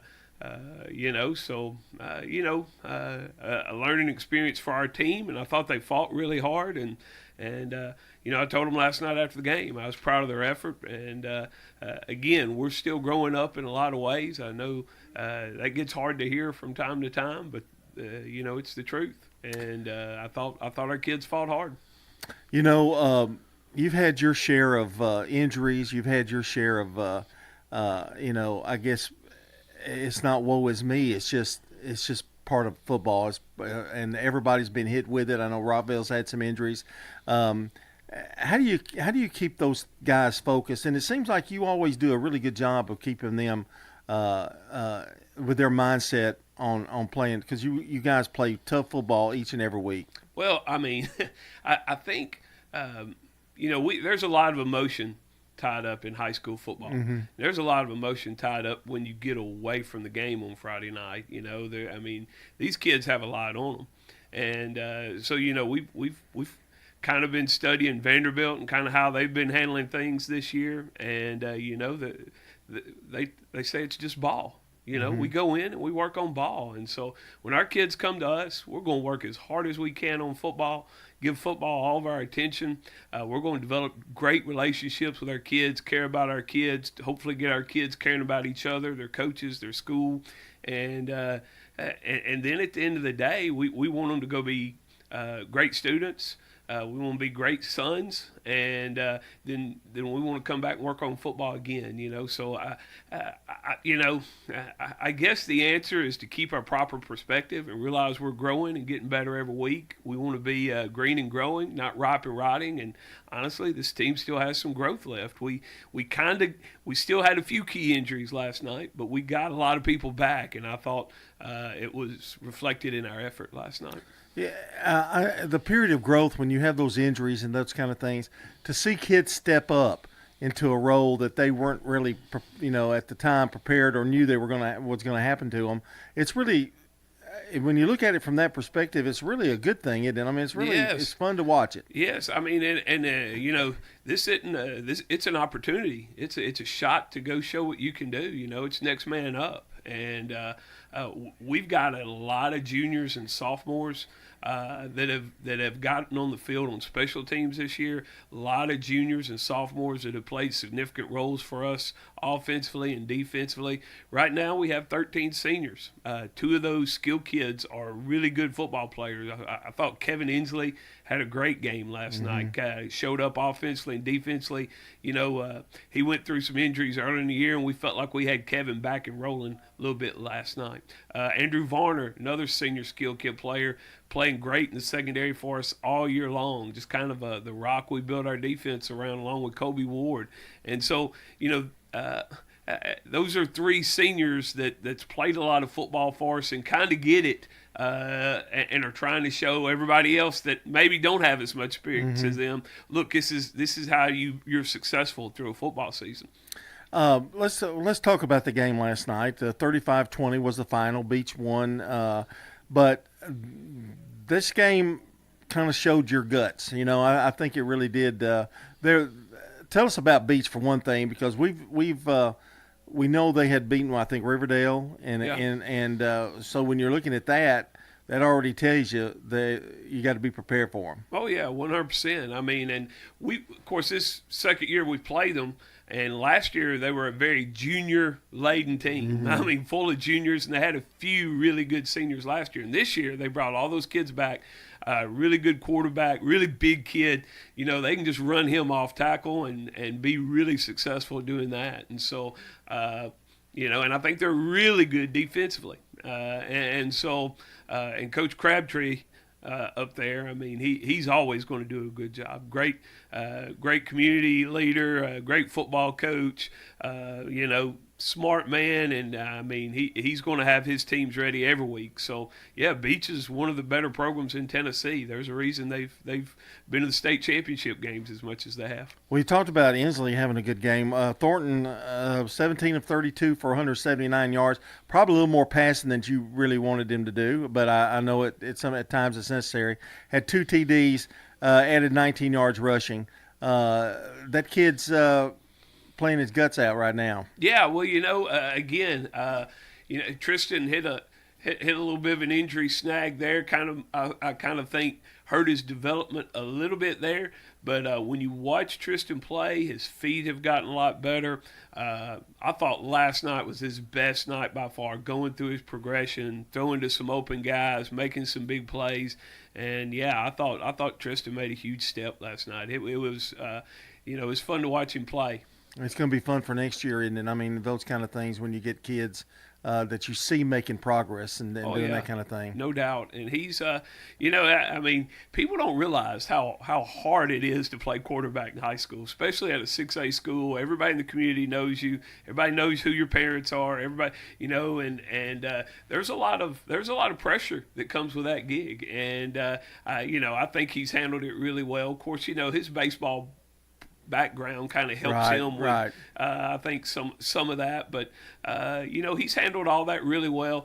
The thing about Tristan is, he didn't get to play a whole lot last year because of his injury, and really the only full season he's had playing football was his freshman year, and that's a 6-7 game season. He was an outside linebacker in middle school, and so he's really come on, and like I said, with the ups and downs of a high school season, I think he's a mentally tough cat too.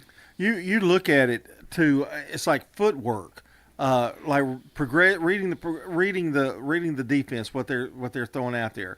Your second receiver, maybe, those kind of things. That's not something you learn overnight. Ask the Titans. Yeah. I mean, it's just not. Well, I've coached quarterbacks for a number of years now, and I've been fortunate enough. I've had 3 All-State quarterbacks. And the thing about the quarterback position is it starts with the feet. Everybody thinks it's an arm thing, how well they throw it. No, it's feet to eyes to arm. The arm's the least important of the 3. And so if you can get their feet right, get them trusting their feet, moving around in the pocket a little bit, and then trusting what they see, you really the arm strength isn't as important as arm accuracy either. And so, I've had some kids that, great baseball players, got really strong arms, but they can't get those three things right. Right. So, and so the quarterback is a really special position. And I honestly believe it. It's the hardest position to play in sport. Yeah, it's crazy. Adam Renshaw is our guest here on the Prentice Allsup Heating and Air Coach's Corner. You got a couple of big ones coming up, and let's start with Riverdale. It's not like it's your first rodeo with them, and they are a phenomenal defensive team, and I think that's the number one thing that you have to worry about. Yes, and they're Coach Kreisky does a great job over there. They get those players, and man, they've had several. They're still playing on Saturdays, and they have a tradition over there of fine defense and great football players, and we're excited playing the game. I think they do a great job offensively with some young players, and so we'll have our work cut out for us. And defensively, tell us where you feel you're at right now, because they've been, I would say, really solid for the course of the year. Maybe a slip up here or there, but really they've done a pretty good job. Oh yeah, well, I mean, Coach Smith works really hard and takes a lot of pride in us playing great defense, and we have a great defensive staff.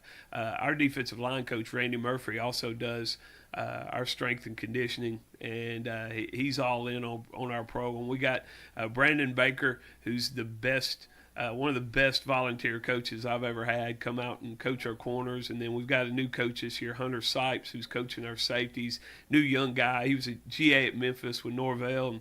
And so they work so hard with our kids. And, I think we're probably a little light up front on the defensive line. And we've had some young linebackers this year, but I feel like our defensive front has gotten better as the year went on.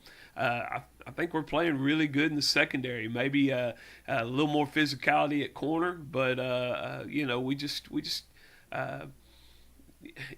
one thing about defense is if you find the sweet spot, if you give them a sweet spot, they're in our league, they're going to come back to it. And so it's just about closing down those gaps and not giving away anything that's easy. And our deal on defense is make them play again, make them play again, make them play again.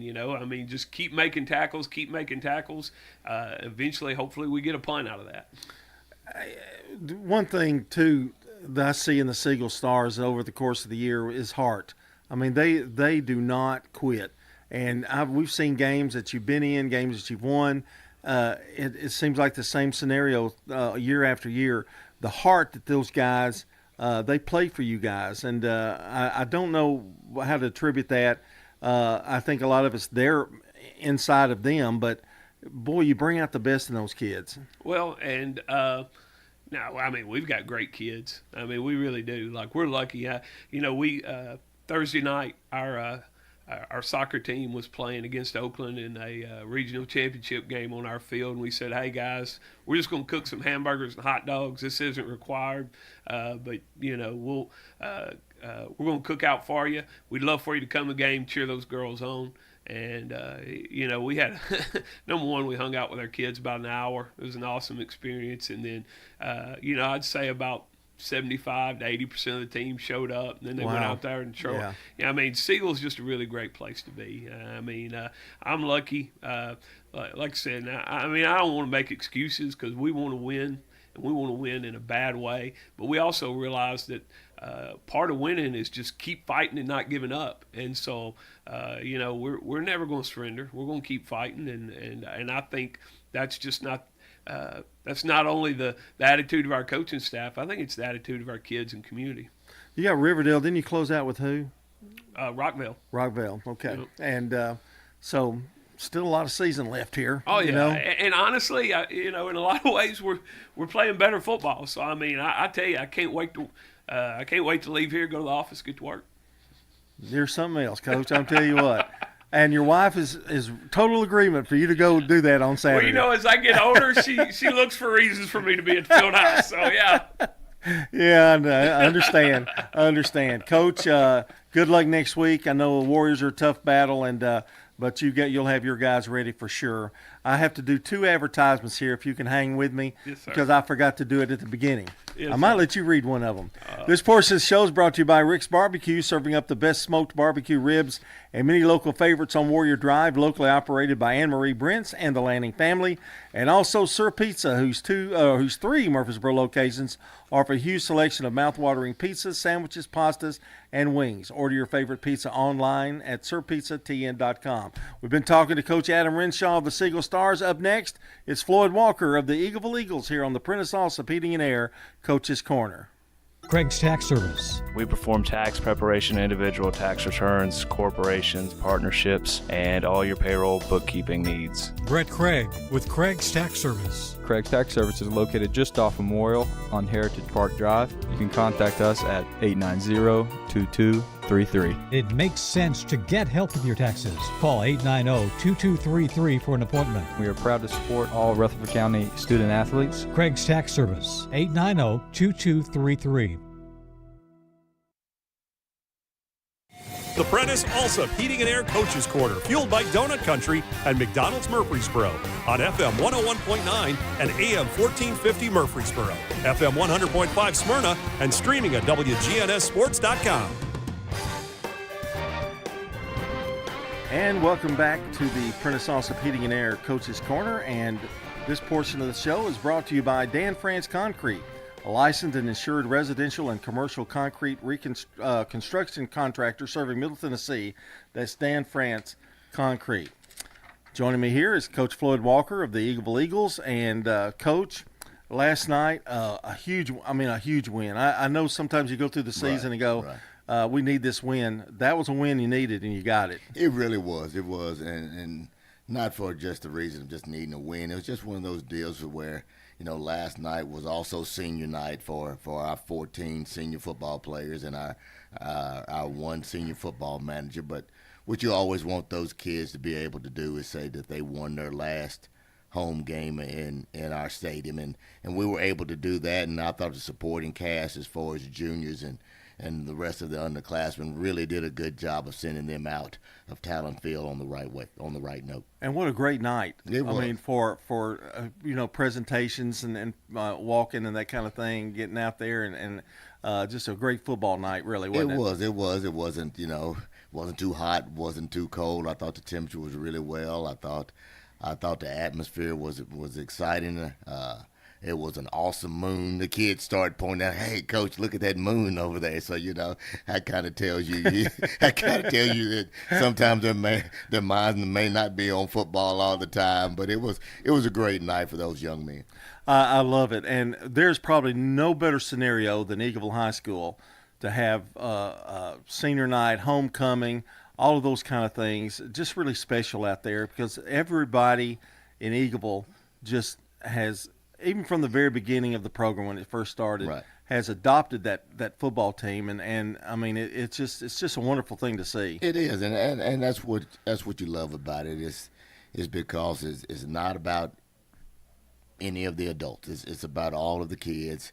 It's all about supporting the kids, win, lose, or draw, and our kids really do appreciate the fact that they get so much great support from not only the community, the student body, but also from the administration. So we're very fortunate and very blessed to be where we are, and our kids really truly embrace the fact that, and I think that's one of the things that kind of makes our place special. A big win, 28-21 over Loretta, and you got some stars. Now I'm going to ask you a general question here in terms of, when you look at your football team, the defense has always kind of been there. Right. And offensively, you've been at times struggled at times. Right. But it seems like some of these guys are growing up a little bit, and because you were kind of young at some key places, and it looks like they're maybe maturing a little bit. Well, we're starting to get better as the year goes along. We're probably the youngest position and the most important position that we're at is at quarterback, and we play 2 kids at quarterback. We play Damon Pruitt, and we play Ben Fox. Benton's he's a freshman. Damon is a senior, but this is the first year that Damon's actually ever got an opportunity to play a lot. So as far as youth at the position, they're both still young, and they're learning a lot as we go through this season. But we're leaning hard on some of the veteran players like Nolan Lane and like Caleb Snitzer. And we're starting to get some other people involved, like Alex Bryant. So we're starting to find our footing as far as offense goes. You talk about being here for just a second. We have not really mentioned him all year, but in terms of when you think about how old he is, right. He's a freshman. He's what, 14, maybe 14, 15? somewhere in that neighborhood. And yeah, his somewhere. body alone probably. Well, his voice ain't even really changed yet, you know. That might be the best way to put it. I know Ben. He's not a huge guy. He's not a huge kid, but he's got that moxie, I guess you might say. He's been playing quarterback for a while. He's just got to learn the do's and don'ts, and he's got to learn what his skill set actually is, and he's starting to understand that, and he's getting better, daily at practice, and he's getting better from week to week on Friday night. So we're going to be excited about what lies ahead for him and the things that he's going to bring to the table. But we just got to continue to let him develop and grow and try not to put too much on his plate as we go through these next couple of games. I know his family. I would imagine he had a football in his hands, as a baby. I would say so. Out of the crib, maybe. He probably had all the balls in his hand. He's still playing basketball. He still plays baseball. So he's going to be another 3-sport kid for Eagleville, which is a real treat to be able to watch him in different avenues. And I promise I'm going to get to this game, but you bring up makes me think of another question. Eagleville probably encourages more than multi-sports than anybody in Rutherford County in terms of, because you need those guys. You need to have them in playing 2 or 3 sports, and I'm a big advocate of that, as many sports as you can play, and they'll let you. And you guys have always been very accommodating to those kids and letting them play. And that's what I try to tell these kids. If you can play, you need to go play. All right, because you've got one high school career, and when it's over, it's over. And you don't need to ever live with any regrets. So if you want to go play baseball, if you want to go play basketball, go do it. But don't try to just specialize. All right. I mean, you read everything about specialization and all those things. All I want a kid to do is be able to enjoy his high school career, whether it's football or whether he plays every sport at Eagleville, participates in every group in Eagleville.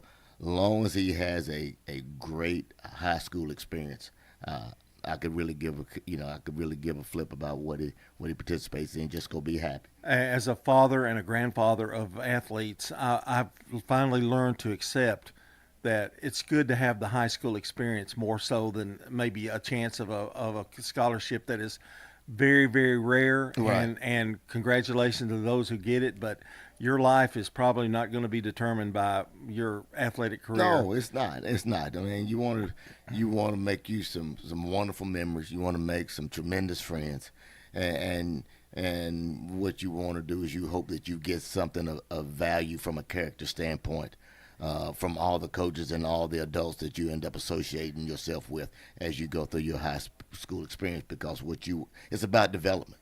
That's what high school athletics is about. That's what high school academics is about. It's about development. It's about developing a young person to be able to handle adult decisions and adult avenues when they graduate. So we hope we're doing those things. We pray that we're doing those things, and we pray football-wise that the kids are better people because they came through our program. Well, let's talk about the game. I'm going to get to the game. Here we go. Hey, man, it's all about the kids. That's exactly right. The game's great, but these kids are really wonderful to be around. So. Well, I just think sometimes Eagleville gets the short end because it's out there, and people don't really realize what kind of wonderful place it is to be, Right. And we don't give it enough credit sometimes, I think. Loretta, really good football team. They are. They really are. And there are some people that probably had you going down last night. But, man, you did a good job. You hung on to win the game. They had a late touchdown. Tell us a little bit about you got up 28-14. Got up 28-14. And you had to feel fairly good about it at that time. But, anything can happen. Anything can happen, but we knew going into, number one, we had to control the football. We can't turn the football over. And we also knew that we need to be able to stop their quarterback, and we had to tackle really well defensively. And we jumped up 28-14, and then it becomes a clock management deal. I mean, we hang our hat on the run now, so we have to be able to run the football. I think Caleb Snitzer ran it 25, 30 times, somewhere in that neighborhood. 163 yards. Yeah, something like that. So we knew what we had to do offensively, but we were able to make the breaks that we needed to break. We had a 4th down stop against their offense. We converted. I think our 3rd down percentage was a lot better than it normally was, and we had a pick 6 by Nolan Lane that also helped in it. So we achieved the things that we thought we had to achieve as far as being able to win the game or actually give ourselves an opportunity to do it.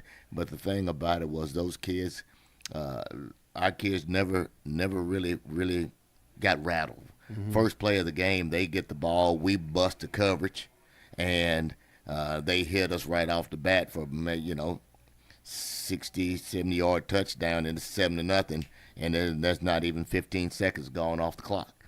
But our kids were able to move on and just go play the next play, and which was one of those deals where you talk about it, but then when you see it and you see it in their face, it's really cool thing to watch. We're talking to Floyd Walker, head coach of the Eagleville Eagles, and here on the Prentice Allsup Heating and Air Coach's Corner. I want to mention Alex Bryant, 2 catches, 47 yards, had 5 tackles, and Span did his thing again. Yeah, Span's still doing his thing. So, I mean, we had senior night last night, and now he's the all-time leading tackler for Eagleville football. Awesome. So, yeah. I mean, it's one of those deals to where he's been solid for us since he was a freshman, and he continues to lead our defense, which, as you just alluded to, is probably what we hang our hat on. You have a great philosophy, and Eagleville always has, really. Run the football, and you said it just a few minutes ago. Run the football, don't make turnovers, and make tackles, clean tackles. It's a simple game when you look at it that way. I mean, hey, if you can run the ball and stop the run, you got a chance. Yeah. I mean, if you can do those two things, you've always got a chance to be in the ball game. May not win it, but you got an opportunity. It's hard to believe this season is getting close to an end, the regular season anyway. And it's probably because, the older you and I get, the faster it rolls. Yeah, those years get real quick, don't they? You've got coming up next, I believe it's Richland, isn't it? Yeah, our next 2 games, we play Richland, we play Cornersville. Both of those are on the road. Both of those will be region games. They're big, aren't they? I mean, they're big. I know Coach Patterson from years past. He's through Lewis County when we played them, and playing Richland the last couple of years. He'll do a good job of having his kids prepared, especially down there. We're just gonna have to go back and just try to be Eagleville. We'll go into it, again, trying to run the ball, trying to stop the run, and trying to eliminate the mistakes. If everybody if we could get kids to believe in that philosophy, it'd be so easy, wouldn't it? I mean, that's the whole thing. You can do a lot of different things football-wise, but simplicity sometimes is better. Now, you don't have to line up in the same formation. You don't have to just not have any motion or any shifts or anything like that. But you can do the same plays and you can disguise it. And if you can do those things, it comes back down again to running the ball. Offensive line doesn't get enough credit, does it? A lot of times. Because they're the only 5 people that don't ever move. Yeah, yeah. So. And you don't hear their names mentioned as much as they could, but boy, what a job they do each and every year. Especially you look at a center who, when you talk about offensive football, he's the only person that's guaranteed to touch the ball every snap. Yeah. It all starts with him. Yeah, it does. So our guys up front, they've done a super job. They've gotten better and better from week to week, and I can't say enough about their progress. What's the secret to the Eagleville defense? Is it coaches not moving around, having the same guys, even in middle school on down? You got your Chad Lemons, you got your Haleys, you've got Pippingers, all those guys. That has to have something to do with it, doesn't it? That has something to do with it, but what you end up doing is eventually you get a group of guys that are, number one, like each other. They like each other, and the fear of disappointing one of their buddies on defense, they kind of bond off of that. Our kids spend a lot of time together, not just at football practice. They spend a lot of time. I think we've got a group of about 5 or 6 of them that are taking some type of picture on Sunday. Yeah. Okay. And I people know, forget at Eagleville you probably are going to the same church, or at least one of the three, or just spending the weekends together. Right. I think during fall break, I think we had 11 to 15 of them went to the beach together. You know, they really, you say like, but you can't coach that. No, our kids love each other. Yeah, they do. They really do, and that's a neat thing to see because they're always together. And when you get a group like that on a side of a ball, like defensively, or you get a collective group like that, that's offense, defense, kicking game, you'll have an opportunity, because what they never want to do is they don't want to disappoint their buddy, and that's been our secret so far. Keep that water on that field now. It's getting dry. Yeah. We need some rain, don't we? But not on a Friday night. Not on a Friday night, no, sir. Coach, good luck to you next week, and 2 big games coming up to finish the season. And I hope to talk to you very soon, and maybe I might see you at the end there. So, well, let's hope so. All right, that's Coach Floyd Walker, the head coach of the Eagleville Eagles. This portion of the show brought to you by Dr. Automotive, the cure for your car, professional auto repair and maintenance from ASE certified mechanics and master mechanics. Check them out online at autorepairsmyrna.com. At Dr. Automotive in Smyrna, we're committed to providing local car owners with top-notch auto repair services. Let's hear what some customers have to say about Dr. Automotive. I just really appreciate Danny and his whole team. I always feel like I'm going to get great service and the right outcome. You just don't find any better people. He's always been very good. We've got the cure for your car. Dr. Automotive, keeping your car running smoothly mile after mile. Visit our website, smyrnaautorepair.com. It's time to talk MTCS Sports. It's Cougar Corner, fueled by Donut Country and McDonald's Murfreesboro. Presented by Tennessee Orthopedic Alliance. TOA, live your best life. Online at TOA.com. We're joined by Middle Tennessee Christian School coaches to talk about their most recent games and their upcoming opponents. It's time to talk orange and white on MTCS Cougar Corner.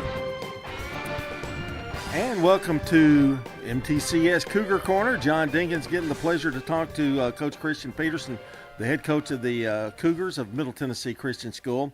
And before you came on the air, I know you were out front talking with Danny about some other sports. We're going to do that today because you got it together. You know what's going on at Middle Tennessee Christian School. And but right now we got to talk about some football. And a big win for you guys last night, I thought, 37-30. Now, the game was close when you look at the score, but really it wasn't as hard to say. You were in command, I guess you would say, for most of the night. Yeah, I think so. I think that second half, I thought I saw a lot of growth, right? You know, we had some things. It was 14-7. Right there with about 30 seconds to go until half. Marlo Nichols is in there playing corner. I think he makes a good play on the ball. He gets called for pass interference. You know, the refs called it, right? You got to go line up and make another play. That was on 4th down. And so they get another shot with 6 seconds left. They throw a double pass, and they end up getting a score right before the half, making it 14-14. And so we kind of went in, talked about it at halftime, and go, look, guys, we can disagree with the calls all we want, but it doesn't matter. That's what happened. That's the call. I think we dominated up front in the first half. If we just go do what we did in the first half, we will win the football game. We don't have to make huge changes. We don't have to go and do anything different. We just need to go do what we do in the first half, and we're going to be fine. Our defense comes out first drive of the second half, and Braden Box just comes out and plays like a man possessed, makes 3 straight tackles. And, you know, I think they gained 2 yards on that drive, have to punt. We go down and score. You know, how often do you see one guy just stop a drive? I mean, just like that, 3 consecutive times. Yeah, it's just a huge moment. And I think, you know, that really kind of got everybody going, right? I thought our D-line played really well. They stayed in their gaps, right? I think the first drive or two, I think they're all just trying to go out there and make tackles. And, you know, we've been preaching it all year, like, just do your job. Like, at some point the ball's going to end up back at you. Yeah. As soon as you start chasing that ball, that's when the running back runs away from you, and then that's when big plays happen. I was like, just do your job, and I think we saw a lot of growing up there on our defensive side of the ball. Flying around, making plays, getting to where we needed to be. I think the third quarter for our defense was the best quarter of football we've played all year. Just so proud of them, how they were able to come out and kind of get rid of the distractions right there at the end of the half, and just come out and go play football, go get to the next play. And again, just so proud of those guys. I mean, Eric Bolin, Jaden Sanders, Jamarian Kinney, all those guys. That's unbelievable football game. Trey Yule had a really big game at corner, had 3 pass breakups. He's the smallest DB we got, so they try to go at him a bunch. He's only a freshman, and he was giving up probably 4 or 5 inches, and he went up and knocked the ball down 3 different times. And so, again, I can't say enough about him. All of our kids, we got young guys who are learning, and you're seeing the growth, and you're seeing the development, and you're seeing the belief. And I think they had a lot of fun playing on Friday. And I think we had a really good week of practice. We talked about it on Thursday, that it was probably our first week where we put together 4 really good practices. And, we'd always had at least one day where it was kind of flat. We didn't really get to where we needed to go. But I think this week we really we locked in. We had 4 great days, and it really translated on Friday. You can talk all you want to kids about, okay, this is what we need to do this week, and we need to have good practice to have a good game. But after that happens, I think they kind of believe in it after they see, well, we practiced well, we played well. For sure, and, again, like I tell them all the time, like, football's got to be fun. Like, you got to have fun when you're playing. And so, we made it a big point of emphasis, like, you do something right in practice, go celebrate with your teammate, go have fun, go get excited. Like, you break up a pass, like, go get excited.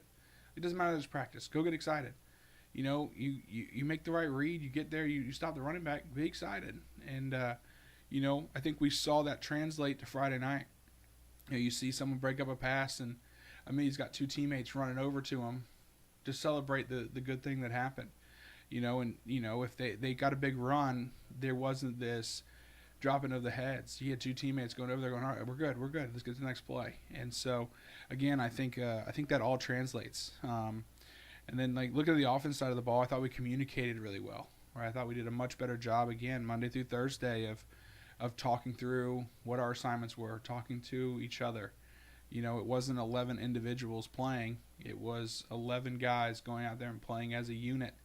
And that's how you win football games. I tell them all the time, like, we've got all these tags and all these things for different blocking assignments and all that stuff. Like, it's not a simple offense. It's complicated. But even if we make the wrong call, as long as we all block it that way, like, we still gonna have to give ourselves a chance. Mm-hmm. And so I think, again, playing together is always going to be paramount. And again, I think we did that on Friday, and the results kind of speak for themselves. Well, let's talk about some stats here that you have. I know you've got Ali Bangura. Yeah.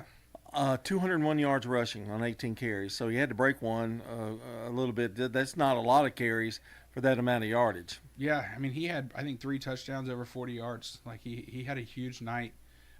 He's got a really bright future ahead. He's been one that we knew at some point he was going to break out. We just didn't know when. And he's been getting so close to having that big game that I'm so excited to see him go out there and play so well. Really his forced fumble too on defense was huge. We're down 7-0. They're driving to try and go up 14-0 on us. He knocks the ball out. We end up starting the drive on like our own 2. We end up 3rd and 8 from our own 6. And then Marlo Nichols, our freshman quarterback, drops back and hits a 96-yard touchdown pass to Shy. And really kind of changed the momentum of the game, and you got to see kind of the juice start going and the excitement start going. And, again, just watching our guys get excited when other players had success. And that's how you win football games, when you start celebrating each other's success. And Nichols passed for 96 yards and a TD, rushed for 43. Those are pretty good stats. I mean, those are, if you can get 200 yards or so from your quarterback, just him alone, passing and running the ball, that's got to be a big plus. Absolutely. That was his first start, and so a young kid making his first start. He again had a good week of practice, but you never know, right? You never know how that freshman's going to respond when, hey, the bullets are flying now, and you're the guy. And I thought he handled it really well.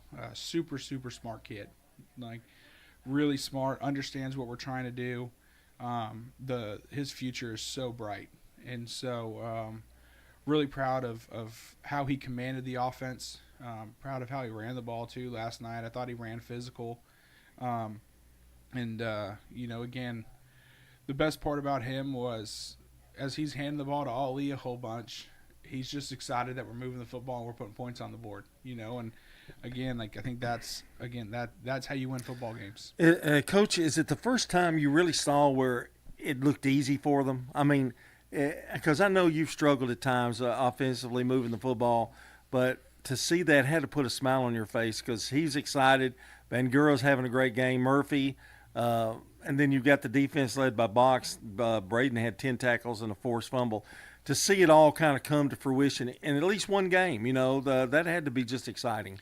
Absolutely. And I don't even know that it necessarily was easy, but you got to see all 11 have an understanding of what we wanted to do. And, again, it wasn't just, we called power, so I blocked this guy. It was very much like, all right, so we're running power. Okay, this guy's here. Like, hey, how about we do this? We'll double this guy. We'll work to this guy. And, you saw the communication piece, right? Yeah. You've got the entire front communicating with each other and getting into and they understand, don't they? I mean, what they're talking about, really. Yeah, they're learning the why, right? And so that's what I always tell them. Like, we got to learn. You got to understand the why. Like, I never want you to, when you leave here, I don't want you to know that when we ran power, you went to backer two. That doesn't help anybody. Mm-hmm. I want you to understand what the concept of the play is, where we're trying to get the ball to go. What is the defense trying to do to us? Based on alignment, we're going to have an idea of who's going to be the outside guy, who's going to be the force guy, who's going to be the guy playing inside. Once we understand that, as you start to learn the why, you're able to get into the right tags more often because you understand not only what we're trying to do, we're understanding what the defense is trying to do to us. And I think last night was one of those games where you started seeing our kids understand that why, and that's always the most exciting part. We're talking to Christian Peterson, the head coach of the Middle Tennessee Christian School Cougars, here on Cougar Corner this morning. Coach, you mentioned so many freshmen, and I know we've talked about this before. How many freshmen do you have actually with significant playing time? I don't want to put you on the spot, but can you tell me how many you have? Let's think. Last night we started Roy at nose guard. He's a freshman. Cooper Jones and Ali started at outside linebacker. Jaden Sanders started at safety, and Trey Yule started at corner. Wow. So that's just on the defense side of the ball. On offense, we started Marlo Nichols. We started Ali. We started Austin Golden at blocking back. Jaden Sanders at X. So those are all freshmen. And there's at least half of the offensive defense, half of them are freshmen you've got out there. Yeah, and again they're playing better each week. Yeah, and again I'm very excited about the future. I think the future's super bright. We've been playing a lot of junior and senior heavy teams, and even that jump from freshman to sophomore year is huge. Yeah, and so watching them be able to start putting it together now. Really puts us in a good spot here to finish up this year the right way and really get some momentum going into next year. Just the future looks so promising, and really, and you talk about in the words of in high school, I don't think there's a thing called rebuild. I think it's just you regrow, but you take those 10 and you put those, just the maturity alone, just from one summer to the next, you're automatically improved, in my opinion. Yeah, no doubt. And we got the best strength coaches in the state. You know, we got Jason Spray, we got Zach Willis, who you know, talked about him a bunch. You know, both coming over from MTSU. Like, we have a true college strength training program, and so I'm excited to watch their bodies continue to develop, watch them continue to get stronger, watch them kind of fill out, and they're going to go from, you know, 14-year-old baby faces, you know, and watching them kind of fill out. And I think we've got a bunch of guys who the future is so bright for all of them, and you know, just so excited to be able to watch them continue to grow and develop. And you know, again, even up front, I mean, we're starting 3 sophomores up front on the offensive line, and yeah, I didn't even mention sophomores. Yeah, you know, and so, like, again, like, there's guys that, you know, maybe week 1 they weren't really ready to be the guy, but they had to be. You know, that just with what we had, and you know, maybe they weren't ready yet, but they're starting to get there, and you're starting to see it click. Ben Hale is going to be a really good player for us. I mean, he's 6'4", 6'5", about 300 pounds right now as a sophomore. Going to be a big-time prospect. Jacob Cruz has just gotten better each week. He's one that, you know, I don't know that, you know, he was truly ready week 1, you know, to go out there and be the guy. But now, I mean, we're moving him all over the line, and he's played 4 different spots this year, you know, and just to watch his understanding and how smart he is and how he's able to get us into the right play is great. And Eli Priestley's sophomore, starting at center, and like, that's hard. You play with one hand a lot. Mm-hmm. You know, I played center a little bit, and like, it's not easy to do. And again, we're asking him as a sophomore to line up and go block a nose guard while snapping the football, and a lot of times he's kind of by himself on an island. And you know, again, watching him kind of grow from week 1 to now has been a lot of fun. And so, again, can't say it enough. I'm very excited about the trajectory that we're on. I think we're moving in the right direction. Again, we're growing up, and we're going to be just fine. We touched on something before we started talking this morning, and I thought it was a good point in terms of, not only has it been that you're so young, very, very, very young, but you've had the other problem of coming off of a state championship and teams that you play. It's not like you know, ran up scores or anything last year, but just the mere fact that you're the state champion, defending state champion, that makes the opponent go. It brings attention and goes, hey, I want to show those guys that we can beat them. That's another tough thing for a group of freshmen that really weren't a major part of what you did last year. No doubt. I mean, last year we were on the opposite side of it. We got to play Friendship twice after they had won a state title. And it's different when you're playing the team that had won the gold ball the year before. Year before that, we played DCA, first game of the year, right after they had won a state championship. And again, it's a little different when you're going to go play the defending state champ. You know, that target's a little bit bigger. And so we knew going into the year that it was going to turn. Now we're going to be the ones that everybody wants to knock off. And you know, as a staff, we had talked about it. We knew we were going to be young early, and we knew we just needed to stay the course. Just, you know, keep building, keep getting better each week, get ourselves in a position here to finish it up the right way, finish it up strong, get into the postseason. And then, you know, once you get into the postseason, it doesn't matter anymore, right? Yeah. Like, now you're throwing the records out. You just got to go beat that team one time. And so, again, just, you know, there's some expectations and stuff to it. But again, like, I'd rather be at a place where there is expectations and there is a target on your back than at a place that you're not expecting to win ever. You know, yeah. So that's good pressure to Yeah. me. Like, I think you want to be a part of a program that people want to beat, that people, you know, it means something to try and go and beat MTCS, and that's what we want to be. Like, we want to be a team that when the other team shows up, they're going to know they're in for a dogfight. And again, I think we're getting there, and you guys have handled it well, really, I think. I mean, I think those kids' attitudes are, I mean, you've done a good job of keeping them focused on this year, not worried about what happened last year or what's going to happen in the future as well, just this one year. Yeah, absolutely. I mean, we talk about it. It's play to play, it's game to game, you know, it's drive to drive. Whether something good happened or bad happened, we just got to get to the next one, right? We got to get to the next play. And, you know, when you're a senior-heavy team, that's easy for them to understand, right? Because they've been through the battles, they've been through the fires, they've seen the good, they've seen the bad.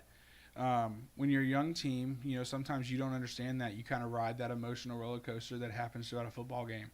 And I think, again, last night, we never got too high, we never got too low. Like, we just kept playing, just kept chugging away. And like that's how you win football games. You just keep doing what you're doing. Just keep doing your job. If all 11 people do their job consistently, you're going to give yourself a chance. You've got PCA coming in. You don't have to say anything else. I mean, it's just down the road, and here we go. And what do you expect out of them? Because I know they have, in a short period of time, they built a good football program. Yeah, I mean, Ferg does a great job over there. Really well coached football team. They're going to be fundamentally sound. They're going to do a lot of really good things. Their quarterback is a great player. He can throw it. He does a great job. They got receivers that can get open. They're good up front. They're physical. They got a linebacker who was a sophomore last year that was, co-linebacker of the year in our region. Like, he's a good football player. We're going to have to figure out how we're going to block him. Mm-hmm. But they have a lot of good players, and they have a really good coaching staff. And whenever you play that team down the road, like, it's just a little different. You play that team that's 5 minutes down the road, and the kids know each other, and so that game always means a little bit more. And it's going to be fun. It's going to be a crazy atmosphere. I'm sure they're going to bring a lot of people. It's going to be a great environment for a high school football game, and it's good to have that local rivalry too, isn't it? I mean, that's what it's all about, really. Yeah, no, I love it. I think it's what makes high school football so special. Because like, even you look at the Tennessee, Alabama playing each other, and sure, some of those guys are going to know each other, but a lot of them don't. They just know that this school doesn't like that school, and that's why they're playing each other. Whereas in high school, when you play that school that's 5 minutes down the road, you grew up 2 houses away from each other, right? Like, you know each other. And so everybody in the stands, they all know each other. Yeah. And so it's a completely different atmosphere in a high school sporting event. And again, I think it's what makes high school football so special. It could possibly be one of the bigger crowds this year, I guess, at the game, really. I mean, with the two of y'all playing. Well, good luck with that. I want to switch gears real quick before I let you go. Let's talk a little volleyball and things that are going on at Middle Tennessee Christian School, if you've got a second. Yeah, absolutely. I know you were talking to Danny out front. That, of course, they've had a great volleyball team for years and years, and I think a lot of times we don't get the chance to talk about them as much, but they're really good. Oh man, they're so much fun to watch. I started watching them really kind of 2 years ago, and I knew absolutely nothing about volleyball. Right, I knew what you were trying to get to win. I knew how many sets you needed to win, but that was about it, right? I knew you could only hit the ball 3 times. I think that was the end of the list of things that I knew about volleyball. My daughter loves going and watching them. My wife's a huge fan of them. I get to see all the girls in the hall all the time, so I've been talking to them all year. And again, they're a lot of fun to watch. And again, they play for each other. They play really hard. They're going to play today at 3:00, and they get to play at home. And they're trying to make it back to the Final Four for the 3rd straight year. And just a really good program. I think Nicole Burks, who took over the program this year, has done a really good job. And they just keep getting better.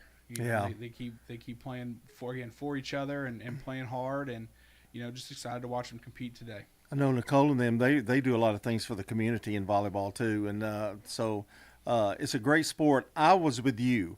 I didn't know much about it. My granddaughter plays, and I didn't know that you got a point every time there's any mistake made. There's a point.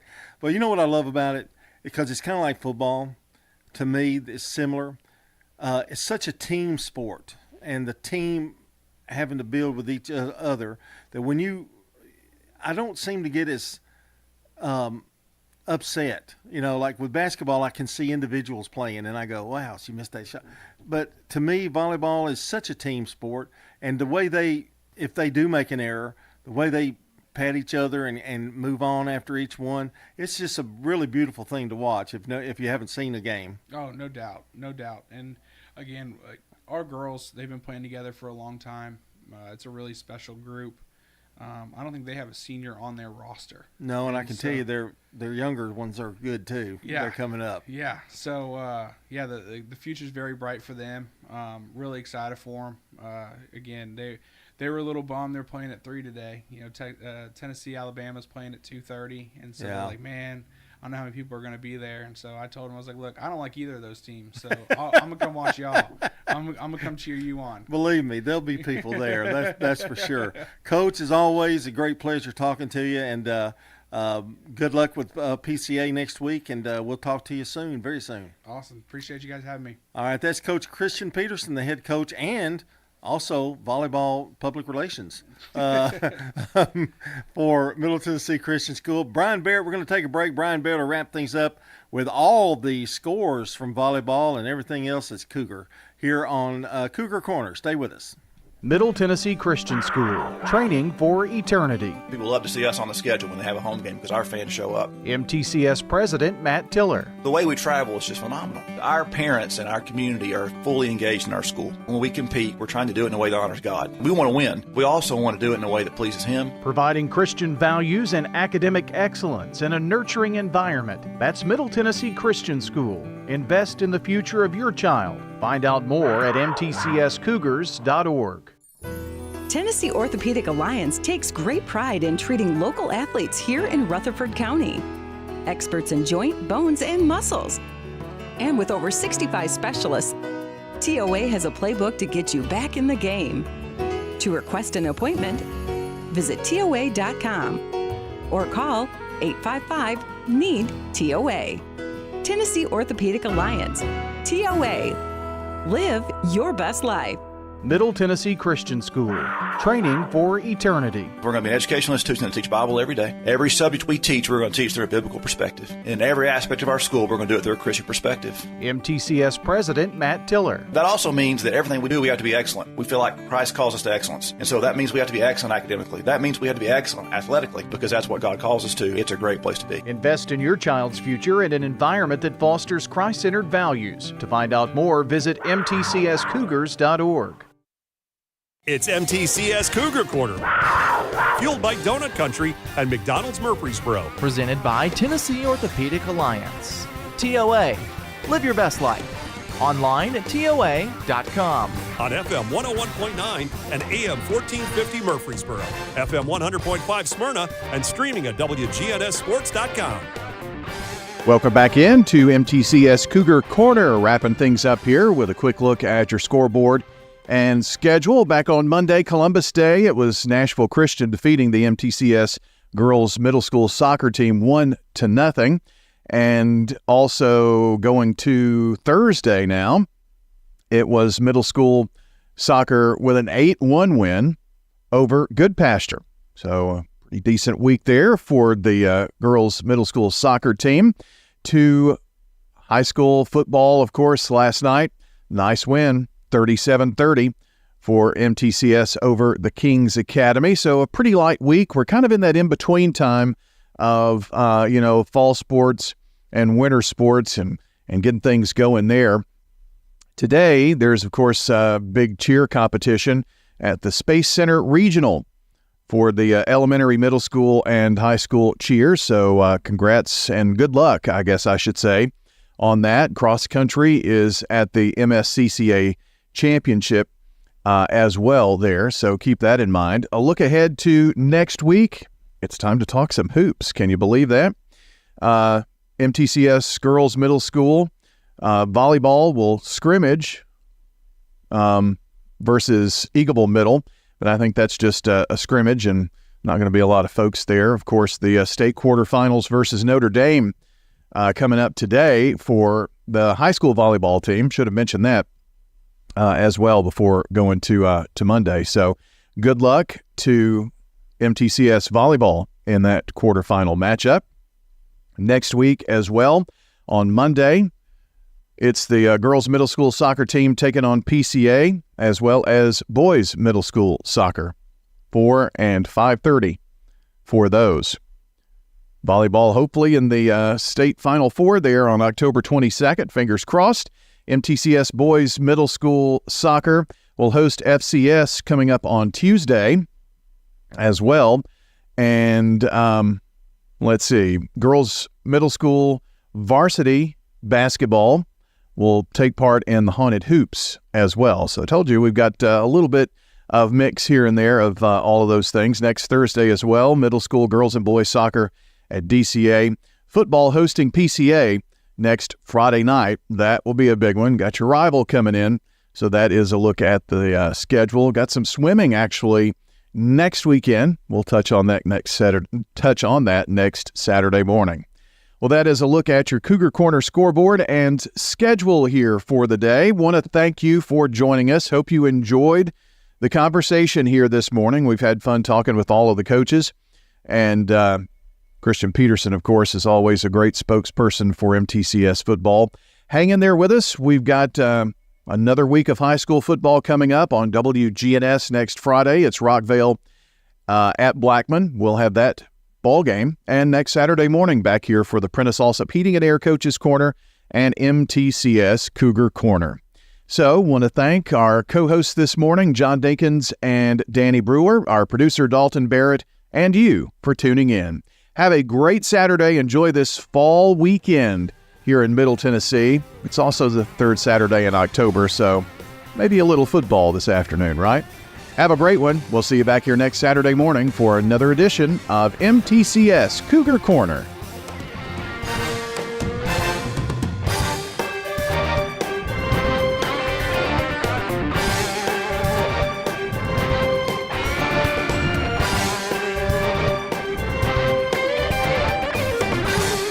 I'd probably go in there, George, and really make a pros and cons list of each thing.